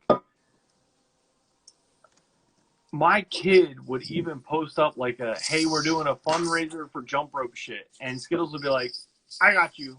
And he'd throw money at her. I'm like, why? Like, he's like, because I like you, bro. I love that guy. He does awesome things. And he wears a lot of different colors. Pink being one of his favorites, so. Pink's a Have good you taken color. another piss yet? No. I was getting another drink.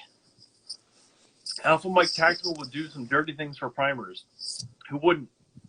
Name me one person that would not fucking. Hold on.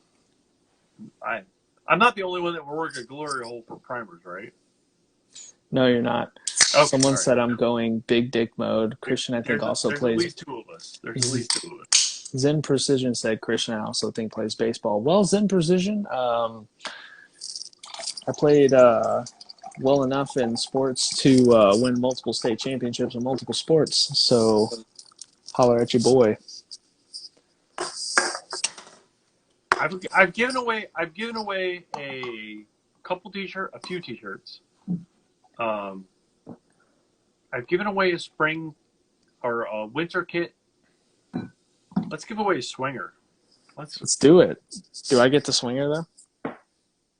Dude, you're such a slut. I mean, yeah, you'll get a swinger eventually, but like, who wants a swinger? Somebody say swinger. So one of you poor 24 fucking followers still. Nay? Who's Nay? That's not Nay.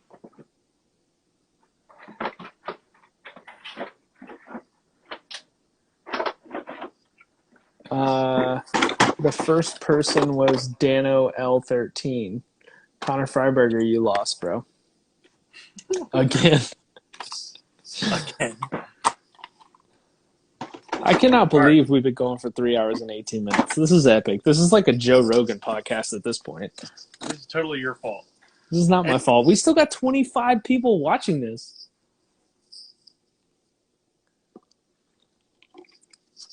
All right, I'm back on. Sorry. I don't know if that cut out or not, but anyway, so I've got the swinger. That's incredible. All right, and what they do is they work with our dry fire targets. Yeah, you stick it on the swinger. I'll be right back. Yeah, so you stick it on the swinger, and it doesn't matter if it's the USPSA or IDPA or IPSC version. It'll work. We send them with the 3M kits, so you can stick them right on the wall and peel them off without actually damaging. And that's what we do with all of our dry fire kits.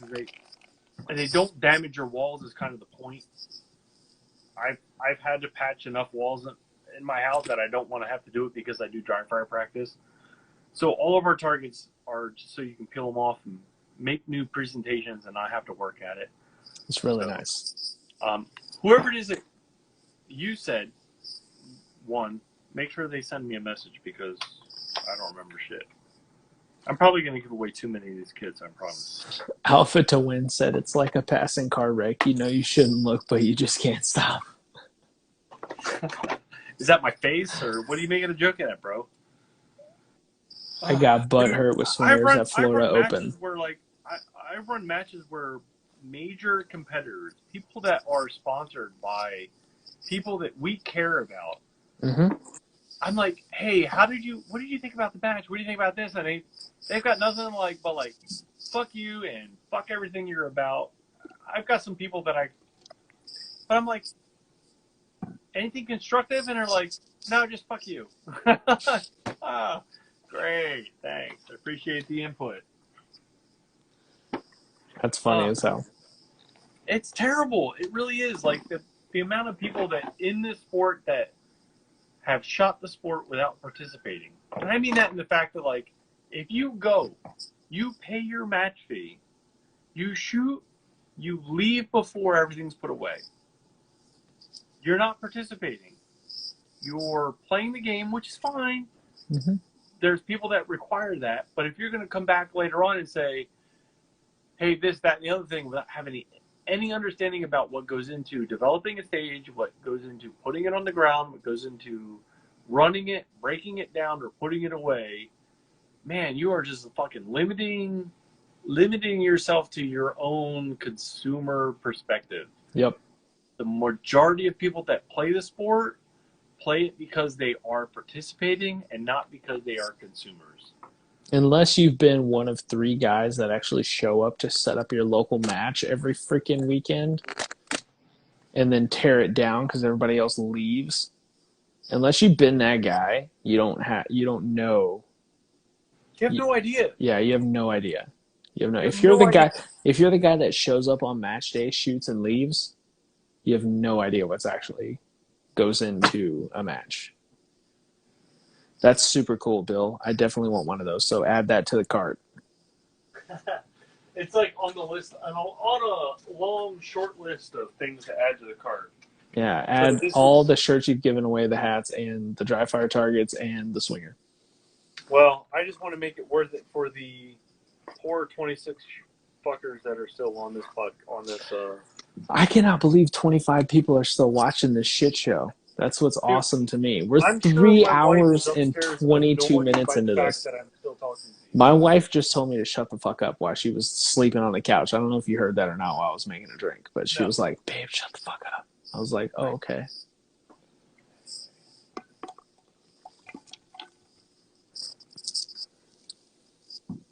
But anyway, I'm too drunk to make that stick correctly, but I'm too drunk to taste this chicken.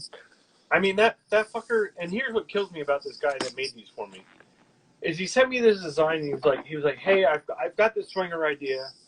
He goes, I'm not sure if it'll work for you or not, because it doesn't, I don't know a way to make an activator work for it. Like, you can't pull a string. There's some other companies out there that make some devices that you pull a string and it'll activate for you. Doesn't need it. You don't need it. But, like, I mean, that thing's swinging longer than 90% of swingers in a match. We're paying for bearings that don't exist in the actual devices that we shoot when we're shooting the match. So exactly. So and that right there, it's about tracking and trapping, not pulling an activator and then timing it. That's not what that's about. You take one of these devices, which are meant to help simulate like hardcover.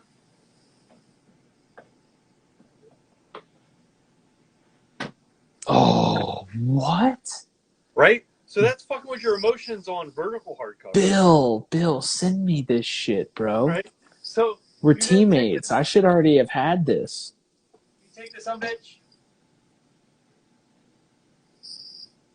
And we're like, okay, well, how about fuck you at this percentage of hardcover? And you've seen this. I've seen that 900 times. Presentation at Nationals, right? Bill, send me this, bro. What are you doing with your life?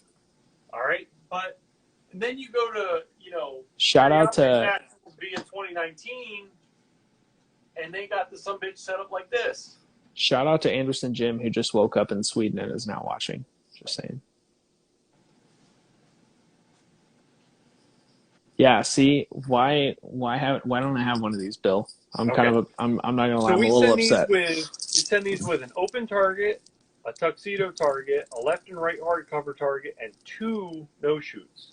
And the 2 no-shoots are important because you can put them on, multiple places. And if all you're buying if all you're buying is the fucking swinger, you've got enough target presentations to turn your normal dry fire routine completely upside down.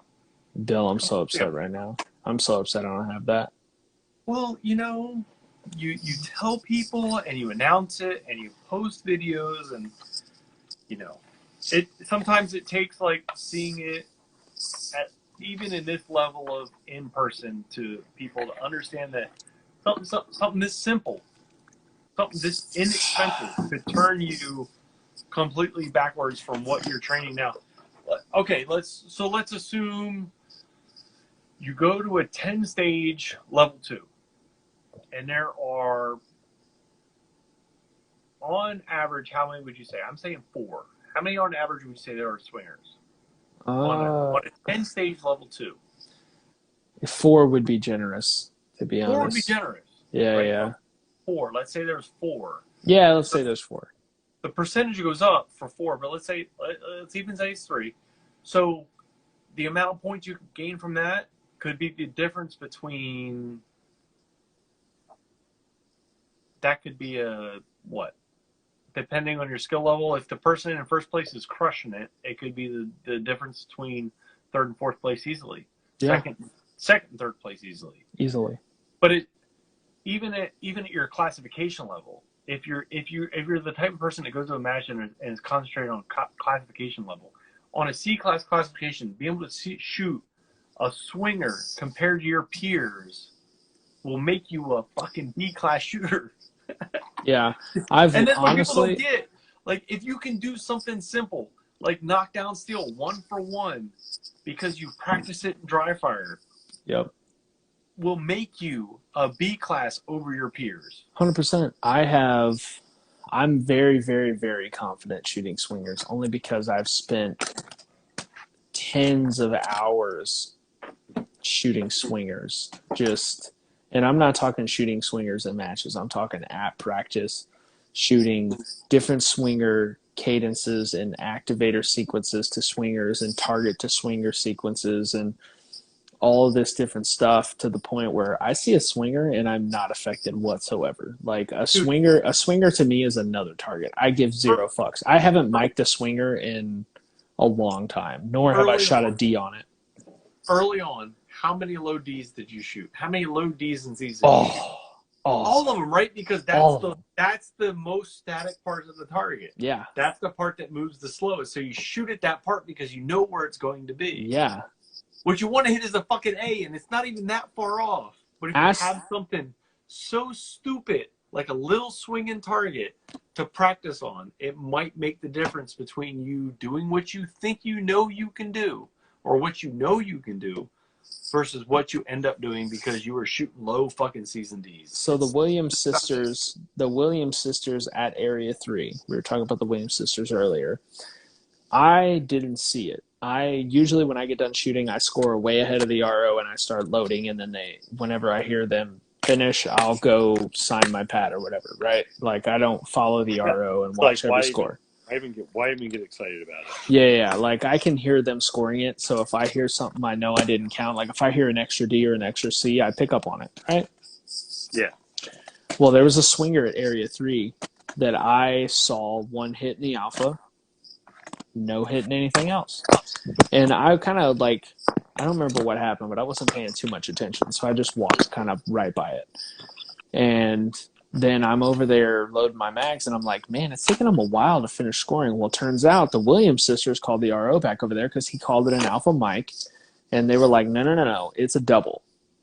And it's a swinger at like 15 yards. And I shoot enough swingers to where I saw the mic, what I thought was a mic, and was like, oh, man, like, really? I haven't shot a mic on a swinger in so long, right? And I tracked it well. I thought I hit it perfect, 2 alpha. The Williams sisters argued for me and said, no, this is a fucking double. Come look at it. And the RO ended up calling me over and was like, you want us to look at this target? And I looked at it, and I was like, oh, shit, that is a double. So I was like, yeah, go ahead and call it. Well, the RO literally put the overlay on it, and it was pretty oval shaped. They were like, yeah, it's a double. And I was like, 9 times out of 10, if they'd have told me I shot a double on a swinger, I'd told them to fuck themselves, right? Like I'd have been like, come on, man. It didn't happen. But I work on swingers so much that it's just it's not a super crazy idea when you think about how you track a swinger, right? Like I track the A on the alpha, not the A Not the zone. box. Yeah, not the box, right? I'm tracking the But A of the alpha. it's hard to learn that without a lot of live fire practice, putting a lot of rounds down range through a swinging target. I mean, you've got to be putting the extra effort in. Well, you got to remember, I shot 96,000 rounds in 2019. In 2020, I shot about 74,000. So I'm putting a fuck ton of rounds downrange. Dude, I've never shot that many rounds in a season ever. This More year, props to you. I mean, there's manufacturers that love you.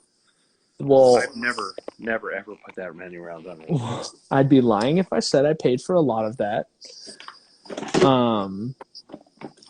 But I have some very good supporters, but this year is going to be a little slower. I'd be surprised if I shoot 35,000 rounds. I'd be very surprised.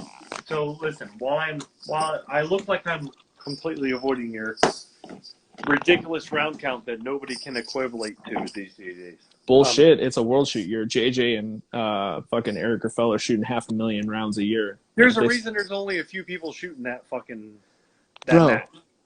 Bro, as USA, and it's not because they're the normal people that shoot these matches. Arms Corps sends those guys 500,000 rounds to shoot on world shoot years. Can you believe that?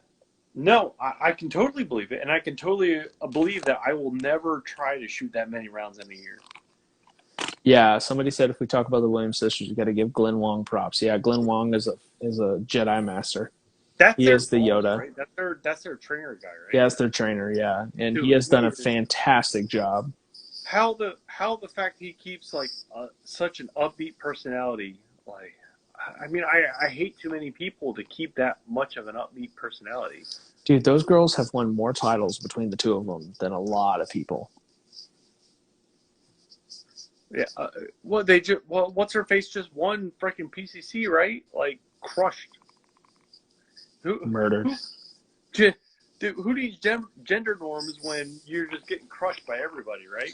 Yeah, like the Williams sisters could totally make it through gender norms because they beat most of the dudes anyway. All right. Somebody asked me about the line intensities. So we got faint lines, we got dark lines, we got fading zones. All right. So for any of the 22 people that are still watching, right? So fading zones was originally developed by AWS and Anderson in coordination to develop the fading zones, being you're probably going to be more honest with yourself if you call a shot in a fading zone rather than like saying it's a dark line, right? Because that was all that was available at the time. But we developed, I developed dark lines and fading zones was all that was existed before I took over. When I took over, I did faint lines. Faint lines is more like your typical USPSA target. You don't really know, you can't really see at a distance what those line intensities are. So you can't really see where the A zone is in the target other than you know it's in the middle. I practice personally with the faint lines on IPSC and USPSA targets because it makes me more honest with myself. I was aiming at the center of the target or not. I understand the other two versions where it's dark lines is I was either in or out or with the dark lines, or I was either in the zone or out of the zone with the fading zones, according to Anderson's theory. So it all kind of makes sense. So instead of just offering one and saying, okay, you pick what you want, we'll send that to you because that's what you want to train. And if it's what you're going to train with, it's important because you're going to train with it and you're going to get better because of it. We want everybody to be better. But if like half of the C shooters would become B shooters, I would have to get better to be better at my game. So I would be forced to be, I would be forced to improve and I would be forced to dry fire. So that's what I would do. So hear me out. Are you paying attention? No, but go ahead. No, I am. Go ahead. All right, so I've been dry firing with a target that has a red A zone because I use a red dot and a black everything else, made by Birchwood Casey. Is it red enough? And I'm sorry. Let me just cut you off real quick. Is it red enough to where your red dot disappears when the red dot appears? no. Okay, go ahead. So I can still see my red dot in the red zone, but if I'm dry firing, and I mainly use it when I'm doing transition drills, if I break the shot as I'm moving, right? Because you should honestly be breaking the second shot as you're moving off the target. If you're doing a proper transition, it should be fire, leave. If I break the shot in the black, I know that I did not hit an alpha, right? Like if I see You're being honest with yourself. That's important. yeah, if I see red on black when the hammer falls, I know I did not hit an alpha, right? It kind of helps with your timing from dry fire when you're working transition drills back and forth. That has been a very useful tool in being able to be honest with my timing in dry fire, because it's hard to see with just a fully brown target or even a highlighted brown target of where your dot was when it broke. If you see red and black as you're leaving the target while firing, because you should be doing a bump transition, not a flat transition. If you see red on black when the shot breaks, you know that was a C or possibly a D because you drug across as you were firing instead of timing the fire and leave, right? No, but that might be That might be completely worth it depending on what division you're shooting. If you're Open and carry optics, it's totally worth it. If you're shooting open, totally worth it. Yes, if you're shooting a red dot division, that is the smartest thing you could be doing in your dry fire. Absolutely. Honestly, but if you're shooting limited or production, I said absolutely, but what I meant was there is also other things. So we talked about Wampler earlier. Now Wampler has I'm developing a kit for him. I'll just put that out front so people can listen or not listen as they wish. But Wampler has a kit that I'm trying to develop for him that includes a small circle with a small white circle with a small colored dot in it. And that requires you to aim not only at what you would imagine say a steel target to look like, but actually aiming at the center of that steel target. And whether or not you can develop that in dry fire to the point where it becomes second nature in live fire, that's his thing, right? So trigger control and proper awareness of sight alignment is a better idea. What do you think about? Well, I mean, sure, but if you're running a dot, sight alignment doesn't really exist to you. Dot or not dot, that's what exists to you. Well, yes, but placement of dot while also having proper trigger control. If my dot is somewhere on that white while I prep the trigger properly and pull it, I should hit the steel. It doesn't have to be in the center of the steel. No, you're not wrong. But I didn't mention that these spheres that I'm talking about are half-inch diameter with a quarter-inch colored circle in the middle. Oh, well, that could be cool. They're very small. Yeah, that's what she said. What do you think about highlighting A zones in dry fire targets for faster eye acquisition during transitions? If that's what it takes, if it takes the color of the A zone being different from the rest of the target to draw your eye to it before you move the gun to that target, buy the fading zones. The fading zones will force you to look at the lighter color first. That'll draw your eye over, and you'll get the gun over there faster. If you've already developed that skill and you're already beyond that level of necessity, then maybe faint lines or dark lines, depending on how honest you are with yourself. I find that I'm more honest with myself with the dot gun because it's hard to lie to yourself when the alignment is the dot is in the A or not in the A than it is with the, maybe the sight was a little off to the left or a little off to the right, with the iron sights. So yeah. But if you're already familiar and you're already confident in your ability to transition with your eyes first, then I would suggest moving on with the faint lines or dark lines, depending on your skill level. if you're still trying to work on moving your eyes first before your gun, faint lines are going to be the way to go. I think Anderson has a really good point on being honest with yourself in dry fire early on and making those shots count. Um, so definitely move your eyes first. If you don't have that already, or you are not confident you have that already, do the faint lines first, or the fading zones first. Sorry. Oh, Connor Freiberger asked, "Do you have a hit list?" This week, all right. So we're on 3 hours and 40 minutes. We have to end this eventually. We're already coming up on a very long time, so we'll end on the hit list. Do you have a hit list? People that you absolutely like strive to beat. And I'm honest. I'll tell you mine after you tell me yours, and I've said it before. So, no offense to the people on the hit list, that should be flattering to them that you strive to decimate them to further your ability in your own head. Oh, go ahead. You said you were going to say your list first. I'm waiting for your list first. All right, my list for my hit list. I shoot open, but I'm also going to dabble in limited 10. My limited 10 hit list when I shoot limited 10 nationals is obviously, Blake Maguez, I think, who was the reigning champ. Casey Reed, Gorka Ibanez, Andrew Hyder, Christian Seiler. Those are the guys I want to beat limited 10. And you, believe it or not.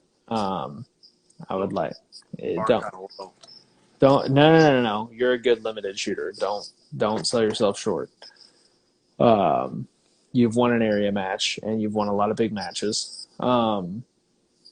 Open, my hit list is as follows: JJ, KC, Chris Tilley, Christian Seiler, Cody Baker. I want to beat those guys because they are national and world champions. They're the best at what they do. And if I beat them, I know I'm on that level, right? You don't beat them without being on that level. Well, why wouldn't you? It's like playing basketball without wanting to be better than, say, Michael Jordan, But the difference is I have a full belief that I am on that level now. I have the skills, I have the ability, I have the mentality. I have a firm belief that I would have top 5 at nationals last year. When I was shooting a stage like I should have shot a stage, bar having 19 stages of ammo issues, zeroing 2 stages, and all that shit, I think I could have top 5'd. I really do. I had the ability, I had the skill, I had the will. I think I am capable of beating a lot of those guys. And then Max Michel, just because I'm dude, why would you even try? Listen, regardless of carry optics or not. No. Everything else aside, if you beat Max Michel at this point, you have to ask yourself, is it because he got old? No. Max Michel. Listen, all right, here's the thing. Look at me in my face holes. Max Michel could pick up an open gun right now, practice for 3 months, and win 4 nationals back to back. And I'm 100% serious with that. He is better than he has ever been. He's overalling area matches against Cody Baker, who is a top 5 open shooter with a fucking plastic gun, and Cody had a good match. Oh man. Max Michel is still daddy. So I don't compete a whole lot outside of Area 8, and I'm just gonna lay that out. That's just I have played at nationals, and usually it was because I played at nationals because it was my goal for that year was to compete at nationals. Now, last year it was more like a very good sponsor said, "Hey, I want you to shoot nationals this year." And I was like, "Man, I don't know if I can do what you expect me to do." He's like, "Don't worry about it. Just come and play." Mm-hmm.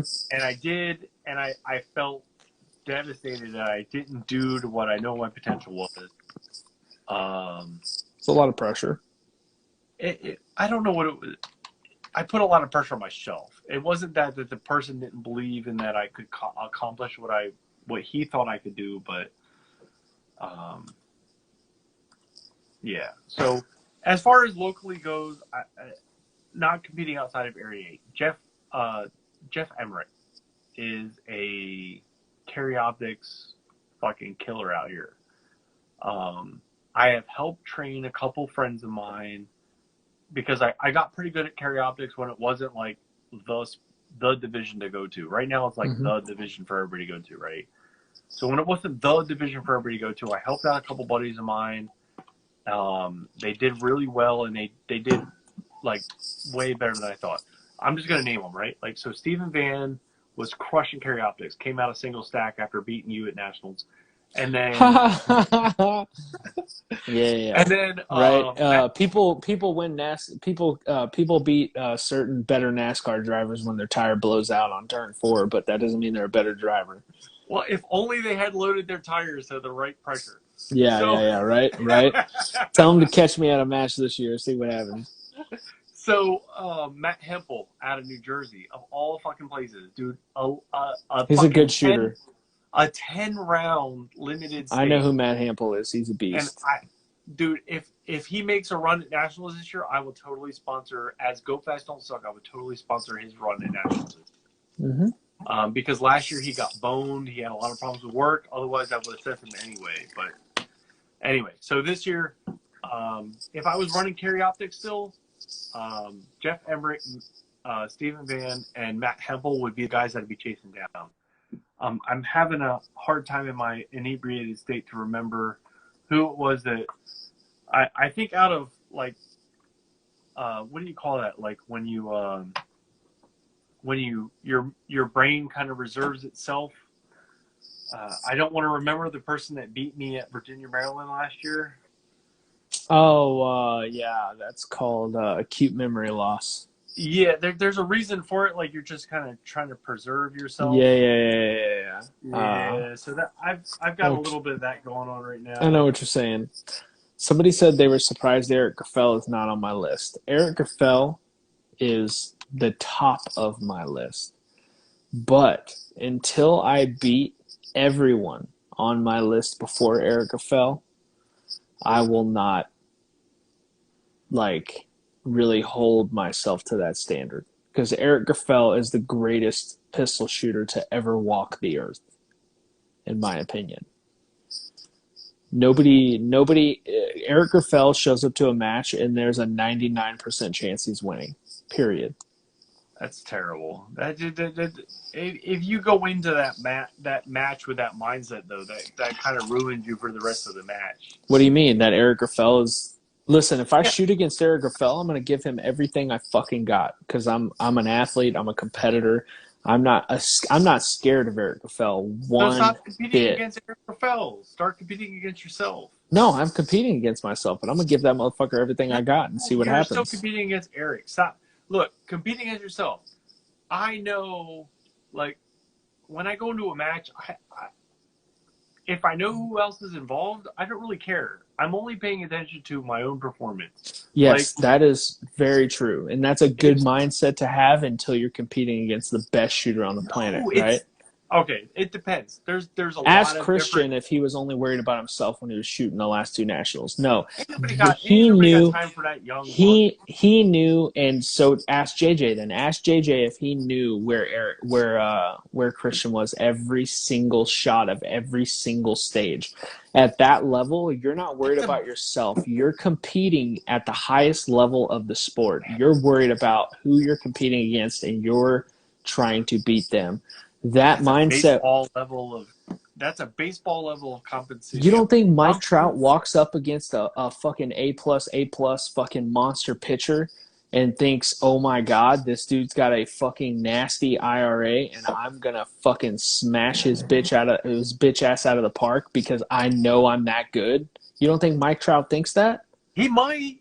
I don't have the energy for it. I'm 40 fucking 1 years old. I don't have the energy for it anymore. Like, I'm going into it thinking I'm going to shoot the stage the way that I think it should be shot, the best way I think it should be shot. after that stage is over, I've done forgotten about that fucking stage. I will literally get on social media and be like, oh yeah, dude, I totally could have earned an extra half point here. I could have earned an alpha there. And then otherwise, I've forgotten about the fucking stage. Like, I can't invest the emotional energy necessary to be at that level. I really can't. Until I'm at that level, I won't have to worry about it. Right now, That's I because go. you're young. Right now, I go How to old are you now? 27. I just turned 27 on the 2nd. So that was like 3 days ago or some shit. You need to, like, can you, like, shave your facial hair off or something to make the rest of us feel like we're older than you are? Nah. So the name I was trying to think of was Nick Reynolds. So Nick Reynolds is the Area 8 kind of local boss as far as shooting limited goes. Mm-hmm. And here's the thing that killed me about Nick is I went and I shot on staff day, and Nick was shooting on the last day of the match at the Virginia match. And I went down there and I was like watching his last stage. I was like, man, I wonder what he's going to do because the score is close. And he went and I want to say, let's say it was the fourth target in. The fourth target in, he hit the wall. Complete full diameter hit on the wall. And I was like, oh shit, that's not good for him. And then he comes back to it. I was like, oh good, he caught it. Like, I want to do well, but I don't want to beat him because he's having a shit day. Oh yeah, for sure. He comes back to it and he shoots another shot and takes off. The second shot, full diameter hit wall. Wall hit. Dude, the guy goes on to get just enough points. Like, he won 100%. I got 99.744%. I was like, man, that's awesome. I will totally take my second place fucking WWE belt. Been there, bro. Be glad with it. Area 4 2019, I was shooting limited. It was me and Blake Miguez battling out for the Area 4 title. Blake Miguez DQs with 3 stages to go. Jesus, did you win it? I am handedly ahead at this point. Blake Miguez walks over to me, shakes my hand, and goes, "Congratulations, champ," before I'm even done shooting the match, right? I'm thinking, well, it's not how I wanted to win, right? I wanted to beat Blake Miguez to beat Blake Miguez, right? In my head, I was like... Nobody wants to beat Phil Strader because his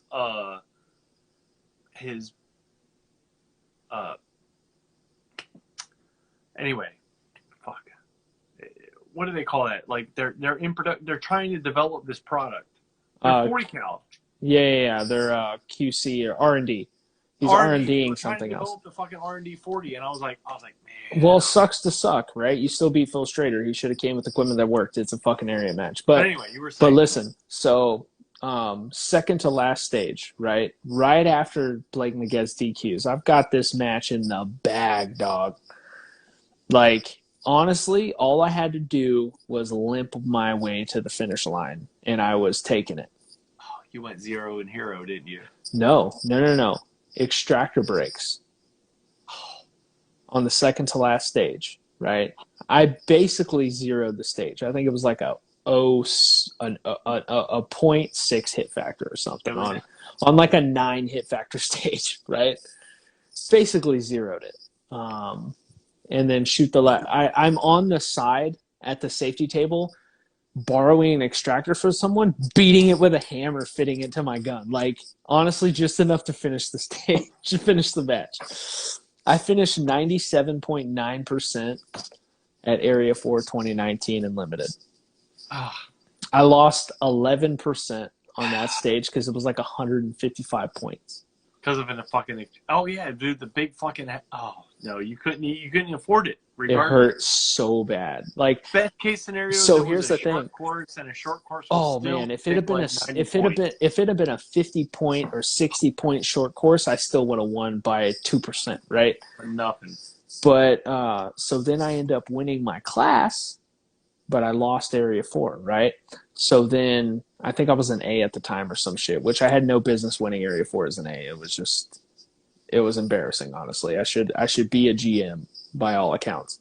But I'm walking to my truck with my first place Area 4 title, whatever the fuck, and I'm upset, right? when they're giving out the trophies and when I'm talking to everybody and they're like, oh, congratulations, I'm like, oh, thank you. But I'm such a competitor in my head. I'm fucking livid. So like when I get to my truck, I get so angry I snap that motherfucker over my knee. No bullshit. I'm like, God No, damn it. real temperament. You've got a real good temperament. I got you. Well, no. Like I thought I was alone, right? Because like in my head, I'm a competitor. So like I keep it together in front of people, but then when I get on my own, I'm like, you piece of shit. Right? Like you had this fucking title in the bag and you threw it away for a fucking A-class title because your extractor broke because it's got 60,000 rounds on it. You didn't change it, you fucking idiot. So it built up and I snapped that bitch over my knee, right? The fucking match director is in his car not 2 feet from me. Oh no. OG De La Rosa at Area 59. He's a friend of mine, right? So he like rolls his windows like, everything okay, bro? And I'm like, OG, I'm so sorry. I did not mean for you to see that. Like, I was just having a moment, bro. I lost. You know what just happened, right? That was supposed to be on the inside. I'm Yeah, sorry. that was supposed to be on the inside. It came out to the outside. You saw it. I thought I was alone. Like I was one of the last people to leave the match because I was helping tear down some shit, right? So I thought I was by myself. So I had a moment, sorry, OG, and he was like, oh, it's okay, I'll mail you another one. And he mailed me another one with my name on it and shit. Like, he's that good of a guy. But, oh, dude, it was – so I've been there where you're like this close, right? This close to tasting the sweet, sweet victory, but no cigar. Now, granted, it would have been sweeter if I'd have beat Blake Maguez, but it just didn't happen. Yeah. Winning on a technicality is kind of like it's still winning, but it's not quite. It doesn't quite feel the same. Yeah. But, yeah. No. Actually, the first year I met Steven Van was because I was running Area 8, and he came up to me, his single stack gun had taken a shit, and he's like, "Hey man, I've been shooting. Let's just say it was single stack major," and he's like, "Can I finish the match in single stack minor?" And I'm as a match director, I'm like, I don't know. Fuck, that's what we have a range master for. He's like, well, the range master said to come to you. I was like, I don't think so, and I sent him home. And then in discussions with people later on, I realized that was the wrong call. And I was like, hey, come back and finish the match, please. Like, I will do whatever it needs. You can finish the match in what you thought. I was like, I was wrong. And he came back in the next year. I ended up giving him a match for free, for the area match because I was still running it. Because he lived like 4 or 5 hours away, and I had sent him home, and he made it most of the way home before I figured out that I made up the wrong call. Yeah. Not that it was my call to make him to begin with, but ever then, after he came back and finished the match next year, I was like, I don't owe you nothing. And then I figured out he was as big of a douchebag as I was as far as being mean to people, and now he's on the fucking Go Fast Don't Suck team. So. Hell yeah. All right, so originally we were talking about hit list. Who's on your hit list? Let's end it with that. We got 2 minutes. Let's get your hit list. That's it, man. It was when I was shooting carry optics, I cared. Shooting limited, as long as I finish in the top 20 at nationals, if I actually end up going to nationals, I'll be very happy with myself. I don't even know that they've announced the date, let alone send out the invite. So here's the thing: I've seen 10, you shoot limited, and yeah, I think you're capable of a top 10. Yeah. So limited 10, I want to do definitely top 10, and that's just because I know what the competition is there. I think I'm well into capable of top 10 as long as I put the work in beforehand, and there's not a lot of time left between now and then, and primers and ammo being what it is, I don't know that I'm hoping that I feel like everybody's kind of on the same plane. Yep. Not everybody's shooting the 20,000 rounds in practice before July or before June that they were last year, but I could be very wrong. Could be. I think limited 10 nats is going to be fun. All right, so it's weird that they're doing the limited 10/female super squad. I think that's dumb, personally. That's a thing? Yeah, so the limited 10s. Tracking that. The limited 10 super squad is L10 and lady super squad. So there's like 3 or 4 L10 shooters for the super squad, and then the rest ladies. And I think it's like Blake Maguez, Gorka Ibanez, Casey Reed, and like one other person, and then all the female super squad shooters. I think that's a stupid idea. I think here's where I get hung up on high lady. If you're good enough to be on the super squad, it shouldn't matter, right? You don't get on the super squad just because you're a female and they're doing a female super squad. You're either good enough to be on the